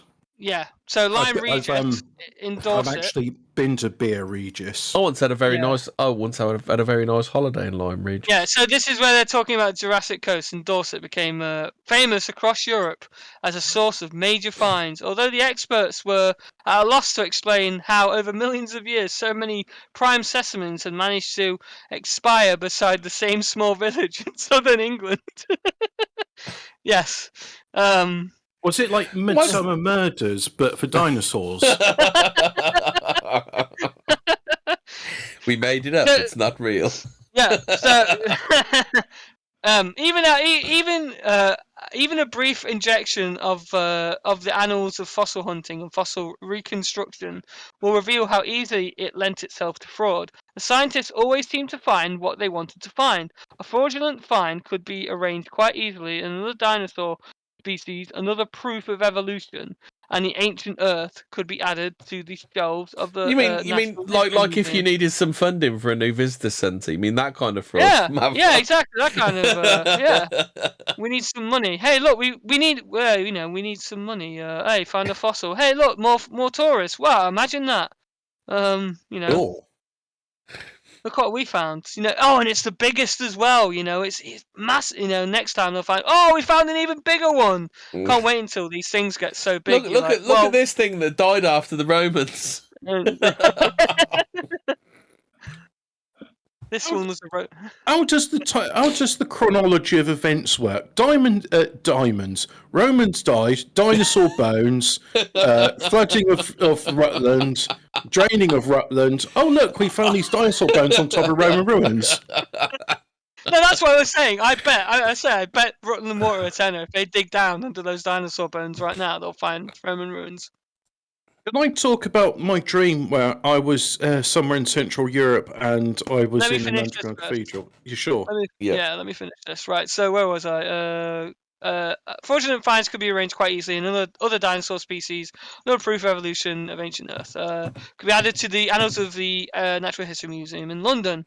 Oddly enough, apart from occasional finds by fossil hunters in France, Germany, and the United States, the numbers recorded outside England were abysmally low. England had Mary Anning, a simple woman who roamed the beaches of Lyme Regis and made spectacular finds from time to time, but for some reason no other nation on Earth had someone with her very peculiar gift for lifting rocks and finding prehistoric monsters. Maybe we should do a deep dive on this. She's like Burke and Hare, only with fossils. Oh, look! Oh, it's a fossil. Look, Doctor, I've just found you another medical specimen. Okay, so what exactly is a fossil? It's commonly thought a fossil is a bone fragment preserved in casing of rock, but this is a misconception. A fossil is a bone-shaped piece of rock whose contours have been defined almost imperceptibly by the shape of the bone buried in the sediment from which the rock was formed. Fossils are found only in sedimentary rock. There are no actual bone remaining. Every one of its cells has been calcified or mineralized by groundwater over a long period of time. Thus, there is no DNA in a fossil, despite the claims made by science fiction writers. If that is the case, then how is it possible to distinguish the fossil from the rock? That is a very good question. Seemingly, one needs a trained eye to detect the rock ends and the fossil begins. For some reason, the only people who have this skill are paleontologists, Mr. Lomax or Dr. Eversand or whatever her name was. I just can see it, magically. I could tell this piece of rock from that piece of rock, right? If it's anything like me, then I found a few fossils here and there, but there's those like giant snail shells. So I've found. And you just sort of break open like a sedimentary rock, and there it is. Mm. I mean, yeah, you can go down to any old people's home and find fossils, another thing we need to talk about is have you ever heard it's kind of related but not the things when people break open a rock and a frog jumps out. Have you ever read any of that kind of stuff? That's weird. Yeah, how does that work? And the frog lives for like a couple of minutes or something. No, it's an actual. Have you not heard of this, Madfwaz? Yeah, I've heard of. That is fucking weird. That is, isn't it? Yeah. Yeah. It's like, how do you get in there and then it dies? It's like, oh. Yeah. Wait. So if you never opened it, would it have lived forever? It's like Schrodinger's frog. If I didn't crack that rock open, would it still be alive? Yeah, because it seems to go into some sort of stasis, doesn't it? Yeah, but what about the what about the delineated fossils that we see in some museum specimens? Those of which are genuine were formed in the flood about 4,300 years ago, when animal carcasses were carried off into the great quantities by torrential ocean currents and funneled into the flood was 4,300 years ago. Well, the thing is, we have to ask about dinosaur bones is how do we know they're actually reptiles? How do we know they're reptiles? Well, I just told you they're not. I'm telling you that there's no DNA, so you can't really tell. They're robots. Yeah, Dinobots. Have they actually done like DNA testing on the dinosaur skeletons? You can't. There's no DNA. No, in order for DNA to exist, you have to have like some sort of tissue. The fossils, right? What a fossil is no, they can get DNA out of like harder and harder things. No. You watched Jurassic Park and it was alive.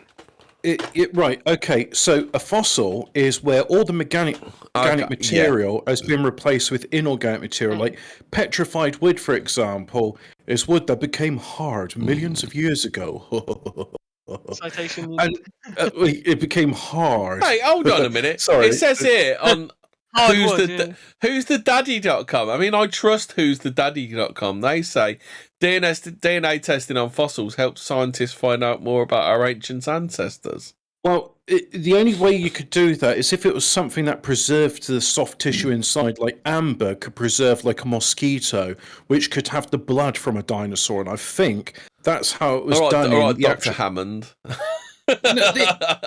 Michael Crichton, when he spelt Crichton, Michael Crichton, when he did his books, but the thing is, like, he did like Jurassic Park with dinosaurs, Jurassic Park with robots, Jurassic Park with killer monkeys in the Congo. It kind of gets a bit samey sometimes with Michael Crichton. Right. The thing I've read probably all the books by Michael Crichton, and I wish I kept them actually because they're really good. But they were shitty paperbacks, and I didn't, like £2 for a book, and I just threw it away. You can't beat a well-thumbed paperback Hobbit. I really liked his book about airline sabotage. That was like very well. All of his books have got a bibliography. I think it was called Next.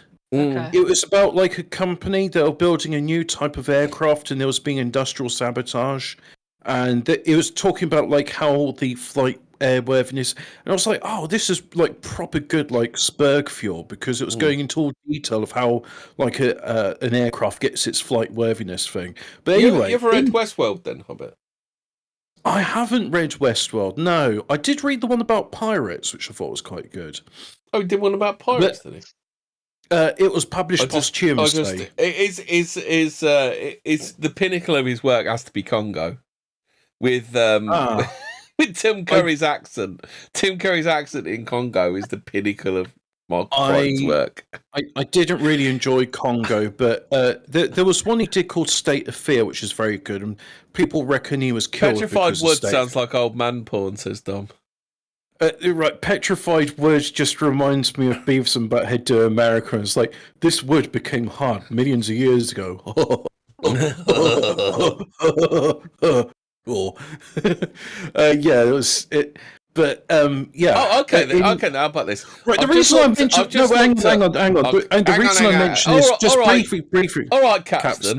All right, Capstan. Hang on. It takes me 5 seconds to say this bit, and then you could have the rest of the show. Literally, my Jurassic Park. This mosquito in the amber has got some dinosaur DNA in the blood. What it done sucked, and that's how they make the dinosaurs. But they don't make it because they had to put a bit of frog DNA in there, didn't they? Oh, so they say it wasn't enough DNA. Oh, okay. And sometimes frogs can change sex. That means dinosaurs can as well. Do you not remember that from South? That's the bit. Yeah, that's the whole bit. Yeah. Putting things in the water to turn the frogs. The frickin' frogs are making the dinosaurs gay.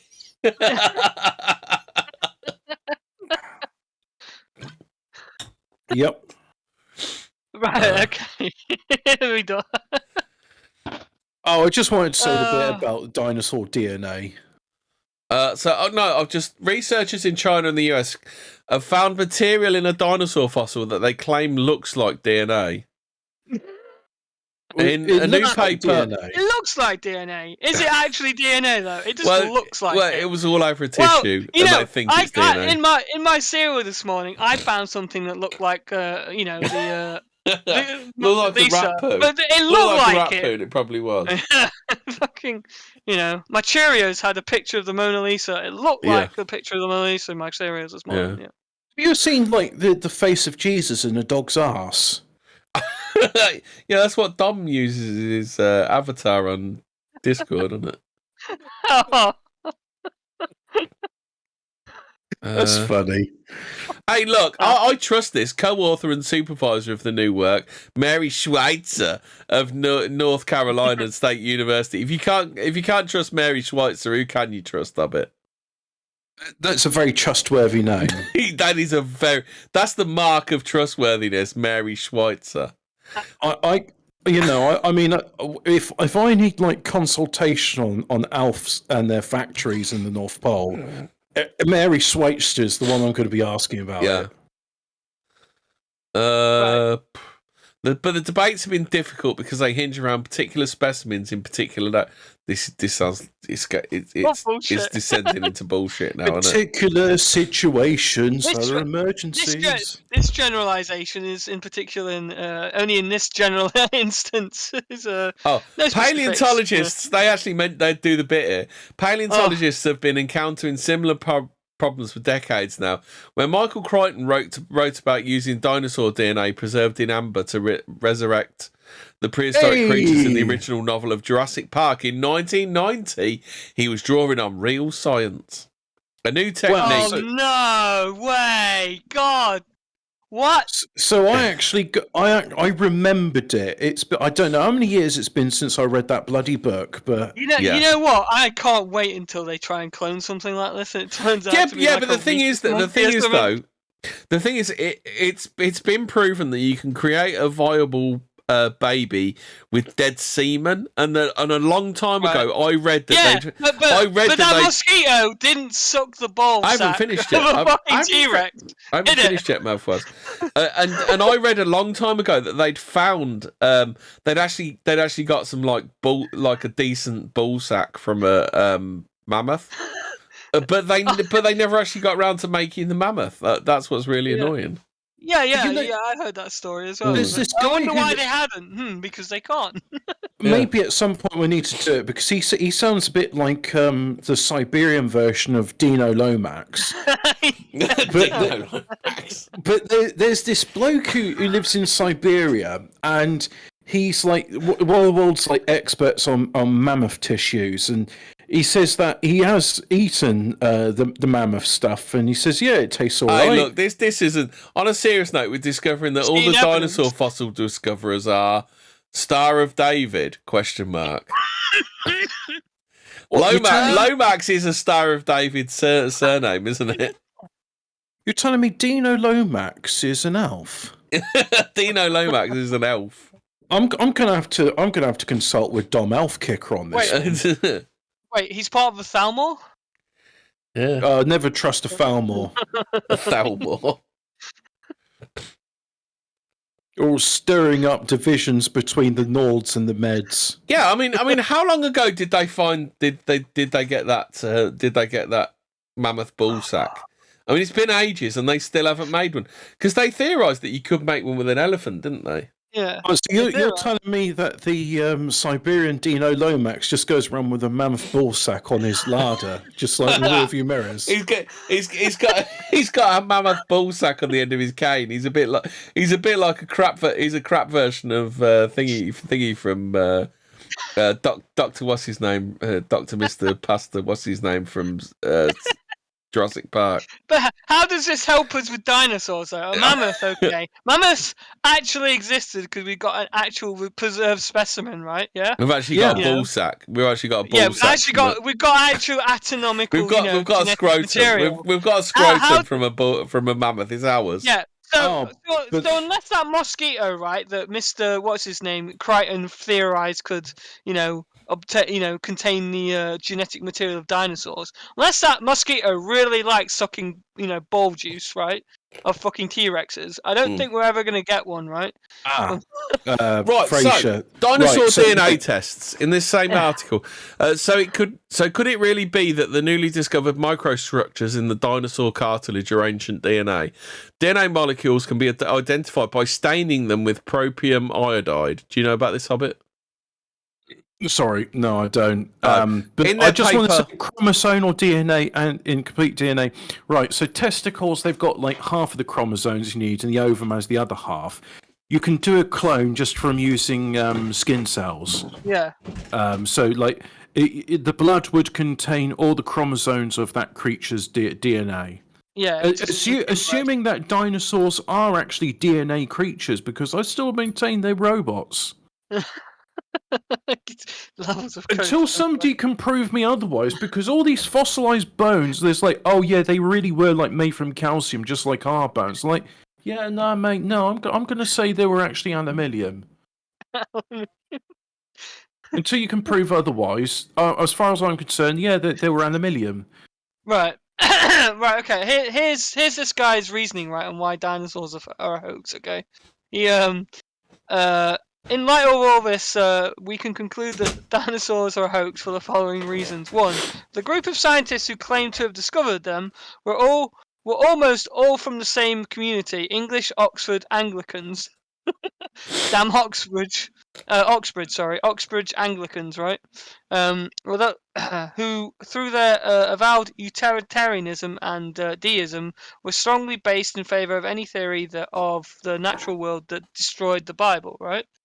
Okay, so he's claiming that the original founders were all like Anglicans, like Church of England, I guess. Is that right? The fossils they claim to have found should have been so plentiful and so widely distributed that earlier civilizations should have discovered thousands of largely intact specimens, recognized that they did not derive from existing fauna. The existence of fossils necessitated a theory of evolution in order to explain the emergence of today's animal species, notably the mammalia class. However, since the theory of evolution itself is a hoax, there is no way of explaining how today's animal species. I've just had a look at Darwin's early life, and both families were largely Unitarian, although the Wedgwoods were adopting Anglicanism. It's interesting, isn't it? It correlates with this, doesn't it? Yeah. While you said that, I thought I'll look up Darwin and see what's going on there. So the Wedgwoods were adopting. So I think Wedgwood must be his mother then, I assume. Yeah, his mother's surname was Wedgwood, so his mother's side were adopting Anglicanism. Interesting, isn't it? Yeah. Interesting that. Clint Eastwood says, I'm actually kind of having a ball over you guys basically proving dinosaurs were just a conspiracy made by elves. Elves and Anglicans. Elves and Anglicans. Yeah. The unholy trinity, elves, Anglicans, and what? What's the third thing?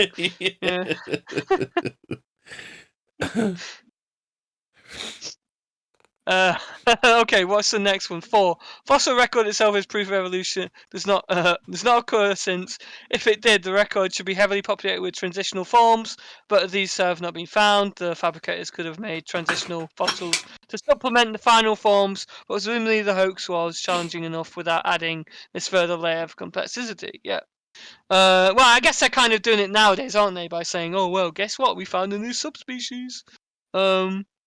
The 5. The most dinosaur species are speculative reconstructions based on bone fragments. Only fully intact dinosaur fossils are largely unknown.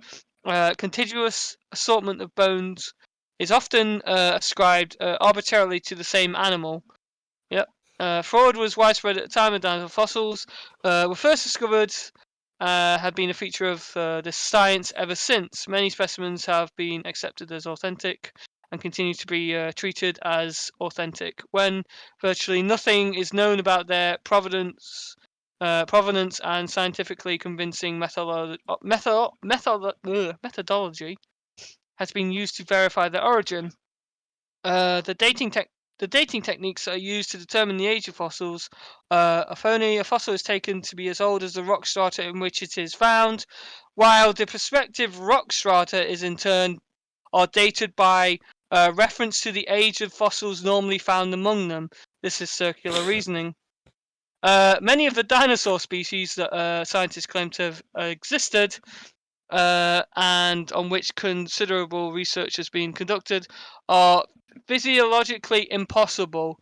When dinosaurs were first proposed in the 1840s, the science of animal physiology was in its infancy. The fossil fabricators did not realize just how preposterous their creations actually were. In their eagerness to come up with truly strange animals, they designed a creature which simply could not have existed. Here is just a short list of glaring anatomical anomalies which prove dinosaurs are works of fiction. Have you got this on the screen, by the way, the PDF? I've got the PDF on. I'm still on the page with Steptoe. Yeah. It's on page 10. If you want to go down, I'm just reading from there. What's the picture on there? Yeah, there's a picture of a T-Rex. Falling over. Yeah, right, basically. Many are so oddly shaped with most of their body weight distributed at the upper end. What they could not have maintained their balance while in motion. Well, that's what the tail is. They did go through the physics when they did did thingy though. But like, what are those arms for? No, you don't get it. It was real in my mind. It was real in Steven Spielberg's, Brian. That if your body was that far forward, right, of your legs, right, you would be constantly like, as they say, falling over, wouldn't you? You would be. Oh, but no, you've got a tail to balance you out. Like even with a tail, right, you're walking, your head's is like going to be pushing into the ground basically as you move. Then Eastwood endorses, yeah, that's definitely true because Digimon proved that dinosaurs, they were robots. Fossil collecting his base dug up me nan yesterday, says Marco Clay Spaghetti. I don't know. I'm trying to think like cats use their tail a lot though, don't they? And they only have a little tiny tail. The cat's tail is used for balance. But it has 4 legs. Yeah, but it's still, the cat can prevent itself from falling over by using its tail, can't it? All right, let's go down to the local RSPCA. Find a cat with no 2 front legs. Off license. Back, it balances. Yeah. No. That's the thing, right? Cats always land on their feet. Toast always lands butter side down. So what happens if you butter a cat? So no, what you do is you put a piece of toast side up on the cat's back, and then you drop it on the floor. In the air. It will start spinning around. You've created perpetual motion. Anyway, Off License says those little hands are for rubbing together, Hemi.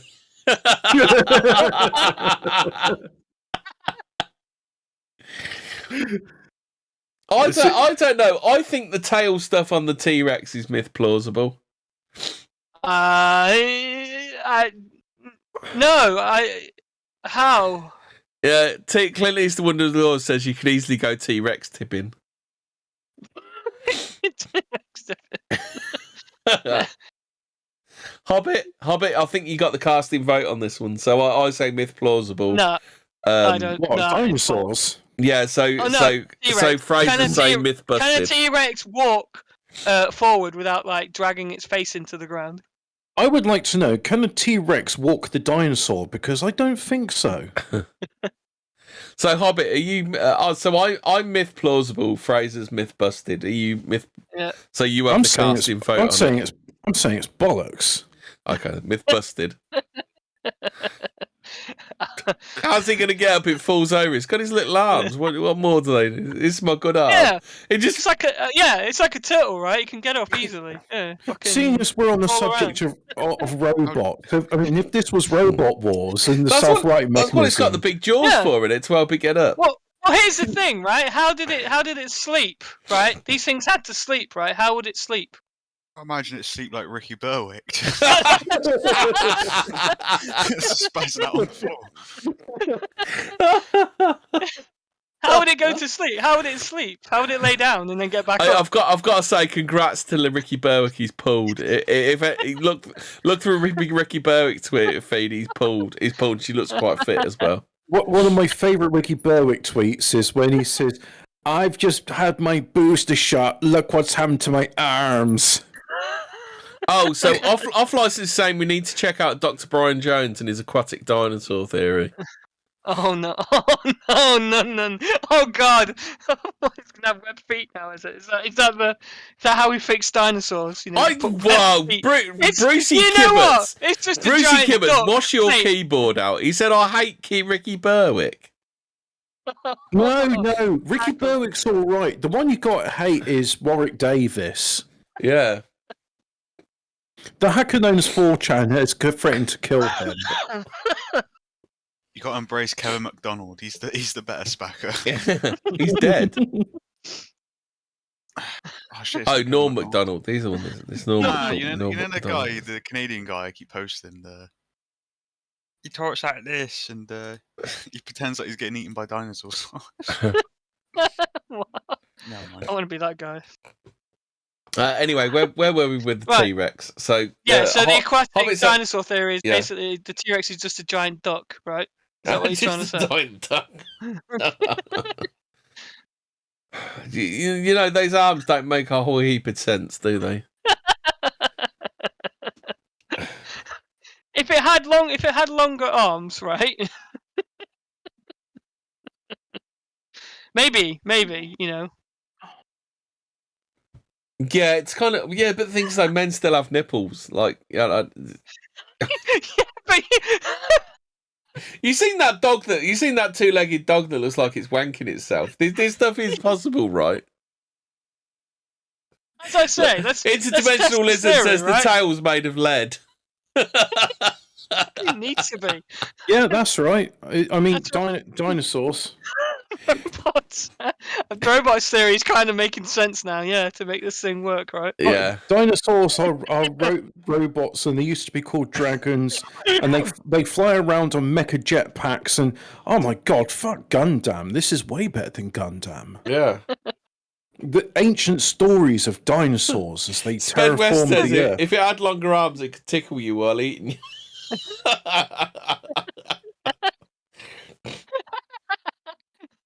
Hold on to its prey, right?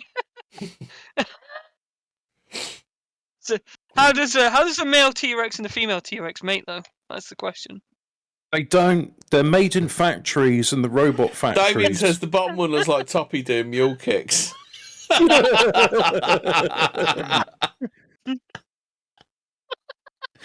Oh dear. Are we going to be doing a dinosaurs part 2? Because this one seems quite popular. We haven't exhausted the subject of dinosaurs. Oh no, we haven't. Did we do a part 2 on Sir Joseph Paxton, the incredible man that did everything? I don't know, some of this doesn't quite make sense to me.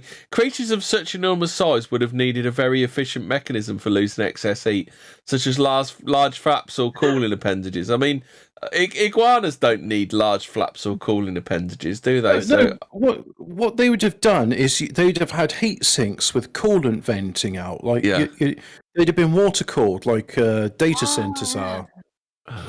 Anyway, let me finish this. Let me finish the science bit. I've got the science bit to finish. So, dinosaur DNA. So, tell me, like Hobbit, you're our resident scientist. So, in their paper, Belial and colleagues noticed they tested within the cells in the cartilage and identified stain responses, but they found no such responses in the general matrix of the bone or presumably in surrounding sediment. Can they actually get DNA from bone now, Hobbit? Hang on. The stain response. So what they do with the propidium iodide. I see. So what you do is you stain it, and if the stain shows up, that means there's DNA in there which can be extracted. Yeah. Right, and the thing is, you have to say with bones that they are hard tissue, but underneath that you've got marrow, which is soft tissue, and you'd have DNA in there. And I think that's what. How do bones grow? I think what happens with the marrow is that they grow the bone tissue on top, and isn't the idea of dinosaur bones, if I'm correct, is that they're kind of flash covered or whatever? Whatever happens to them happens quick, doesn't it? That's how they become fossils, isn't it? Well, they say because if they lay there, they just rot, don't they? So whatever happens to them, they fall down there, get covered in a layer of sediment or something, don't they? Am I right? Yeah, it does. If I remember my fossil shit correctly. Typically, they say they get trapped in tar, and that's what preserves the creature. But I mean, that's what I mean. Maybe next next episode, we'll do the mammoths, because like they've been flash frozen. They've got flowers and other like vegetation they've eaten in their gut preserved, and it's like hasn't even been digested. They've got a ball sack somewhere, haven't they? Ball sack somewhere as well. They got a ball bag somewhere. They got a mammoth ball bag somewhere in a glass case. A hairy ball bag. In search of a lost mammoth ball bag. Yeah, the hairy ball bag. Should that be Indiana Jones 5? Search for the mammoth bullback. I thought it was the hunt for the crystal Zimmer frame. The crystal Zimmer frame. He's very old now. Well, apparently, there's not going to be one now, is there? But the proposed one was going to be that there's some sort of time shit where Indiana Jones ends up killing himself, so Phoebe Waller-Bridge can become Indiana Jones. Oh no! You know what I mean? Like, is this just the conspiracy show? Doesn't it not seem a bit weird? Like, James Bond has got to be replaced with a Whammons. Indiana Jones has got to be replaced with a Whammons. And it's like, is there some sort of running theme here? I think it's like the novelty aspect, and they don't understand that it doesn't work. Don't worry, Hobbit. It doesn't matter that it doesn't work. It's like when they keep promoting the Beyond Meat stuff and no one buys it. It's like they'll keep doing female Ghostbusters. You know what? We'll eventually get to the point where we will be replacing our actors with dinosaurs, literal dinosaurs. At this rate, by the sounds of it. Don't get on the floor. Everybody walk the dinosaur. Right, so anyway, let's carry on with this bit because it's quite interesting. On the other hand, there are no tests in the paper to identify whether the reactive molecules are from a dinosaur or a microbe. It's unlikely. I mean, do you think this is likely that? Oh no, like when they're doing they're pulling fucking DNA out of your shoe or something. They go, oh no, it could be dog shit, could be DNA. Nobody knows. Mate, so the fucking intern probably went and sneezed on it and fucking they're like, oh god. Oh my god, it's a miracle we found dinosaur DNA. And then wasn't that in Red Dwarf where they had Hitler's dandruff and someone sneezed? No, it was Rimmer's dandruff and somebody sneezed, didn't they? That was the one. Yeah. It's unlikely you could sequence the DNA to find out because its chains would have been broken into such tiny fragments you'd probably be unable to extract useful information from them. If complete DNA could be extracted from the fossil, then it would be much more likely from a modern source than a creature that lived 80 million years ago. Zero chance. Not happening. Yeah. It's not real. Fucking 9. It never happened. It's not real. Yeah. Scientists are optimists. It would be fantastic if the authors of the paper are right and they've identified nucleic acid or another biomolecule. So, okay, let's talk about mammoths and dinosaurs. Were they around at the same time or different times? No, I'm saying mammoths were around a lot longer than dinosaurs. Mammoths were at least around. That's what I'm saying. Mammoths are a creature. Yeah, because isn't it weird how they have a mammoth bull bag, but they don't have a T-Rex bull bag? No, because like mammoths are like creatures that reproduce, whereas T-Rex is a robot. Hemi, we've been over this. Dinosaurs are dinobots. One thing I've always wondered is like, how do T-Rexes have sex with that tail in the way? They don't. They're robots. How many times do I have to say this? They lay eggs. They lay eggs, don't they? They, supposedly they lay eggs, right? Or do they give live birth? Yeah, but the eggs need fertilizing. What is the? Yeah. So the male goes in, I guess. Yeah, but the male can't go and jack off all over the eggs, can he? Because he's only got his little tiny arms. He can't reach his pee-pee. Well, here's the thing. Do you ever remember the BBC documentary Walking with Dinosaurs? Remember that? Yeah, Walking with Dinosaurs. I remember the cheeky girls. I do remember when Nigel Marvin was in the bay with all the nursing. Well, they nursing sharks, weren't they? And him and his mate were like, "Look how safe they are." Then the next minute, one of them takes a massive chunk out of his mate's fucking calf. Oh, that's funny. Yeah. Oh, so in Walking with Dinosaurs, they literally were like come up with a thing saying, "Oh, well, actually, the female T-Rex is like twice as big as the male one." And it's like, okay. Citation needed. Dude, trust me. This was a female dinosaur. How can you tell that from bones? How you know if it's male or female? Well, you can't even tell if it's lizard or not, can you? Did the male one leave like a fucking indent of its fucking schlong or something in the rock? Audience, I can just imagine, I can imagine in the Mad Max society, right, there's going to be like a Mad Max equivalent of this show, and people on it, there's going to be a Hemi equivalent and a Hobbit equivalent and Frasier equivalent. They're going to be like how do cars reproduce? I mean, the exhaust pipe just doesn't seem to be in the right place. That's what I'm saying. I'm saying these are machines. Like you mean I'll excavate a fridge and be like, oh, what kind of creature was this? You know. I mean, we got Vauxhall, and we've got General Motors, and we got Ford. I mean, back then it would have been General Dinosaurs. Come on, guys! What's get with the program? They were made in a factory. I mean, hold on. How about this one then? I found another. Quite by chance, we've recently identified the overall genomic structure of dinosaurs. The genomic structure is the way that genes are arranged on chromosomes in each species. Although individual animals from the same species will have different DNA sequence, the overall genomic structure is species specific. For the record, those saying that those giant trees were cut down and that's what the plateau mountains are, no, those were the dinosaur factories. Dinosaur. You're getting exclusive. This is a Fortean Words exclusive. Nobody else is coming up with this shit because they aren't as big-brained and as visionary as I am. I've cut through the lies and disinformation. The scientists find these missing pieces and fill them with frog DNA. But this wouldn't give you a dinosaur. It would give you a hybrid or a frogosaur. These bits of frog DNA could have all kinds of negative effects on the developing embryo. It would also be infinitely more sensible to use bird rather than frog DNA. What are you fucking thinking, you idiots? Why did you use frogs? You should have used birds. No, they use frogs because frogs can change sex, and that's the fucking shot of the movie, you dickhead. We resurrected this ancient Tyrannosaurus Rex and infused with frog DNA. Part machine, part frog. It's Robo-Frog. Ribosaurus Rex. Cyberfrog. It's Cyberfrog. Cyberfrog already exists. It's Ethan Get right if you're coming with me, mammoth. I want to watch Robo-Frog.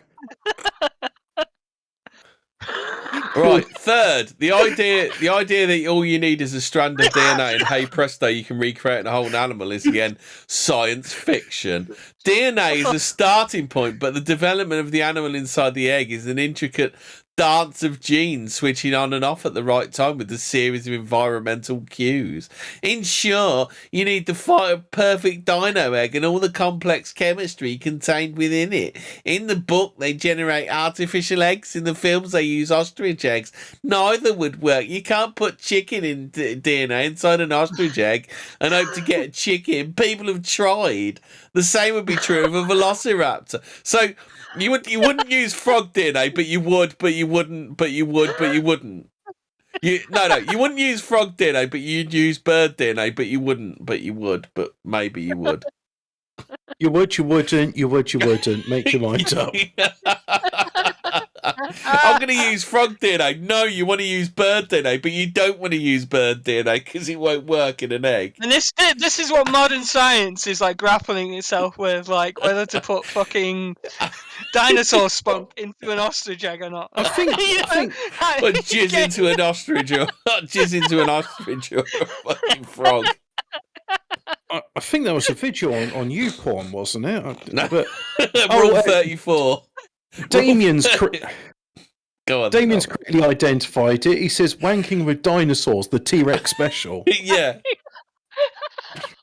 Just like, I fucking love science, don't you? I fucking love science. I'm just annoyed with the fact that science is not willing to admit that these were giant robots. Here's the thing, dinosaurs never became extinct. Quite the contrary, they're among us now. Birds did not evolve from dinosaurs. Birds are closely related to dinosaurs. Birds are dinosaurs. What the fudge?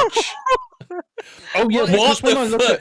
Birds are dinosaurs. They're not dinosaurs, but they are, but they're not, but they are, but they're not. What the fudge is this shit? A pigeon and a hummingbird is a close relationship to a fire-breathing mobile factory which processes minerals to turn an inhospitable planet into a Garden of Eden. Yeah.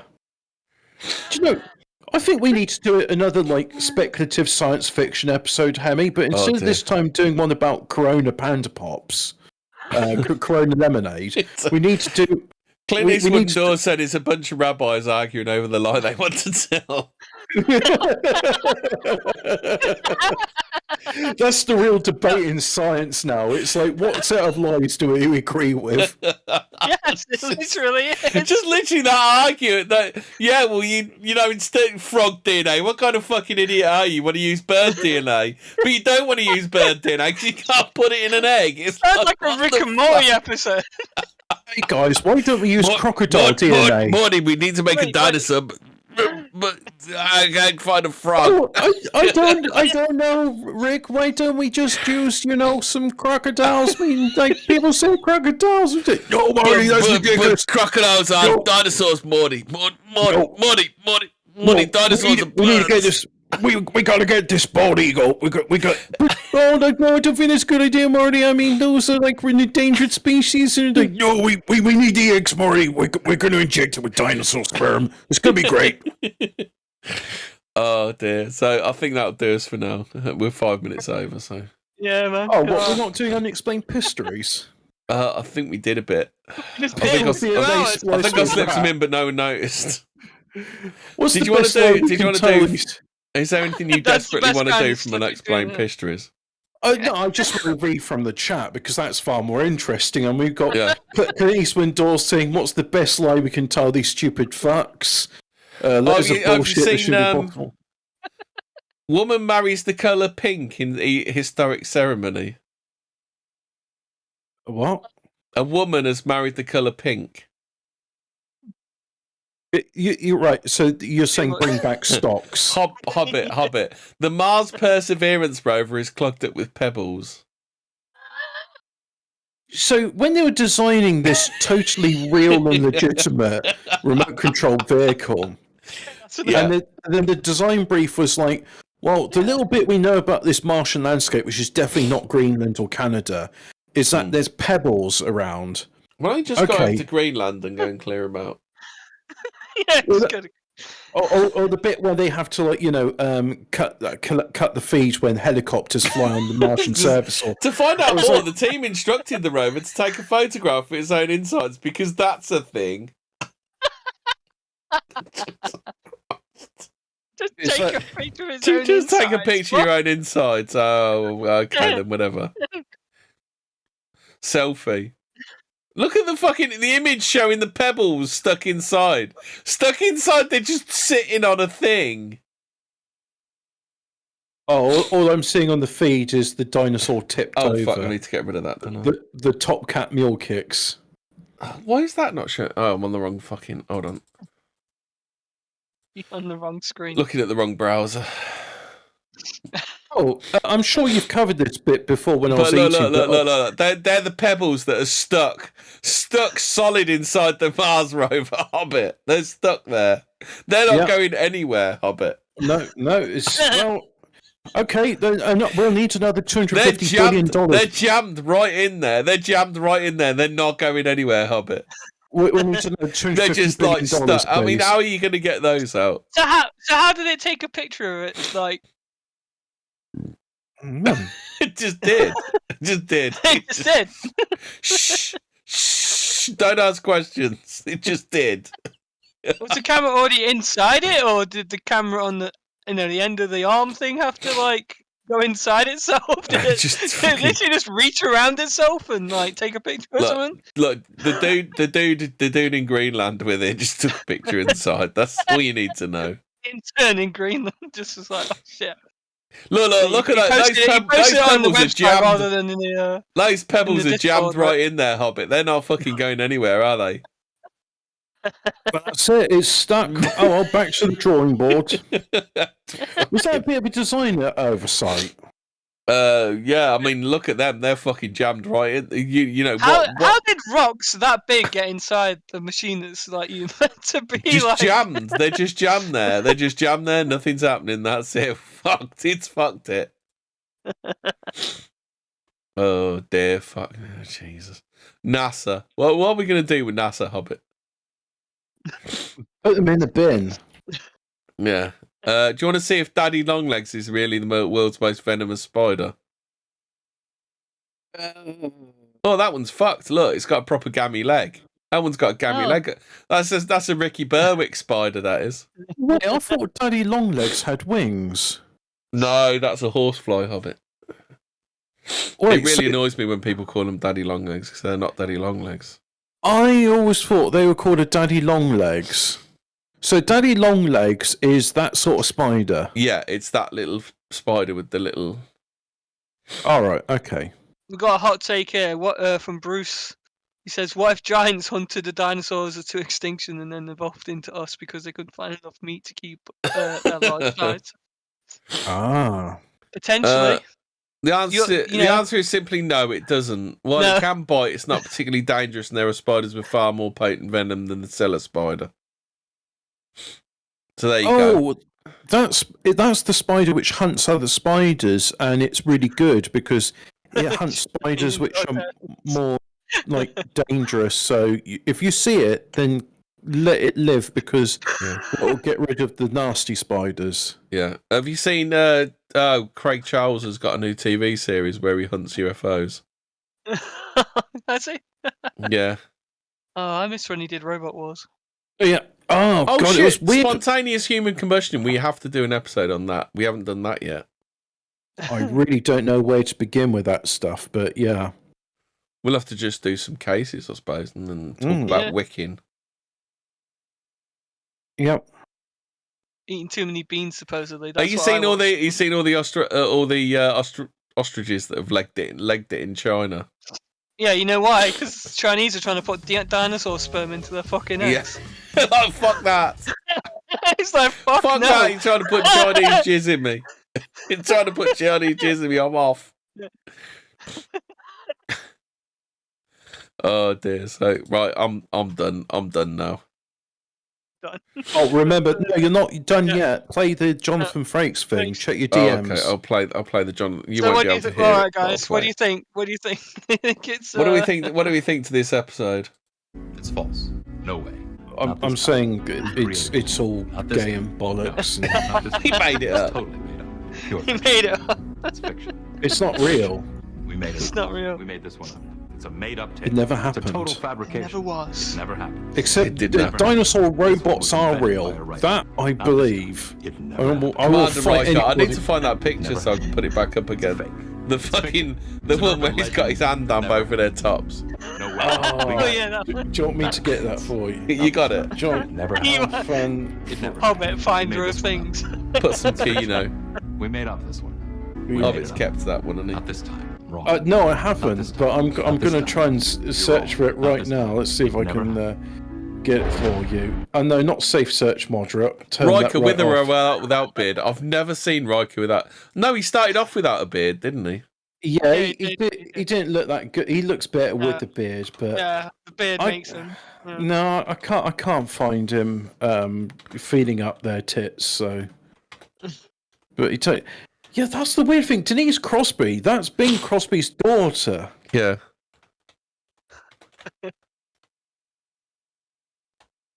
Yeah, she was in Pet Sematary.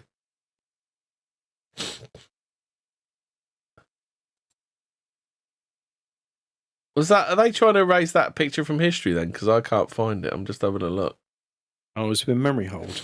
It's been memory hold. It's not real. We made it up. Where did I put it? Was it on my Twitter? Or did I put it in the Telegram? No, you put it in Telegram. I think you put it in 37, didn't you? Yeah, I should have done. Photos. Let's have a look. There's so many photos in our fucking Telegram. I'll find it for next week. Yeah. And we'll start with Jonathan Frakes, the Chad Jonathan Frakes, just dominating his co-stars. It never happened. We made it up. This one's on us. Yeah. It's not real. That was a work of fiction. Jonathan Frakes just absolutely chadding it over his co-stars. I'm surprised you didn't do the article saying an entire road has been stolen in Germany. How'd you steal the road? No, what the fuck? Where's that? Is this something by ANCAPs? Like an entire road has been stolen in Germany? Where's that one? Is it in the news? Is it or what? Yeah, it's in the news. It's in. I'll put it in general. Where is general? It's in here somewhere. I don't see it. Stop watching. Coral Castle. No, I can't. Dinosaurs are fake. I'll put it. It's at the top. No, right at the top of mine it says Coral Castle. It doesn't say general. Oh, there should be general above Coral Castle. Oh, right, okay. There. An entire road has been stolen in Germany. Why are the Germans so fucking useless? Was it Jippos? Entire road has been... Bizarre crime involving theft of an entire street in Saxony, Germany has left authorities scratching their heads. According to reports, 60 tons of cobblestones worth €30,000 were removed from a road in the city of Zittau before being hauled off by unknown perpetrators. That's quite a thing, isn't it? Stealing cobblestones. Well, it's pikey, isn't it? That's what I was saying. It's been pikeyed. You just sort of wake up one day. It's like the M25's been nicked. Yeah. Well, that's what'll happen because they just rejoice. Yeah. Can you imagine, like on eBay? I've got this good section of road. It's like got 6 lanes on it, hard shoulders. Starting bids at £1 million. What the fuck? Have you seen this one I've just put up? Pale humanoid captured on trail camera. It looks like a fucking horse's dick or something. What the fuck is that? I want to say more than that, though. There's a news article saying, you remember that mysterious cube on the moon? Well, they photoshopped it now, so, mystery solved. It's mundane. Yeah, right. So, we're going to have to go. We're going to have to go. Stay spooky, etc., etc. Bye, Jonathan Frakes. Yeah.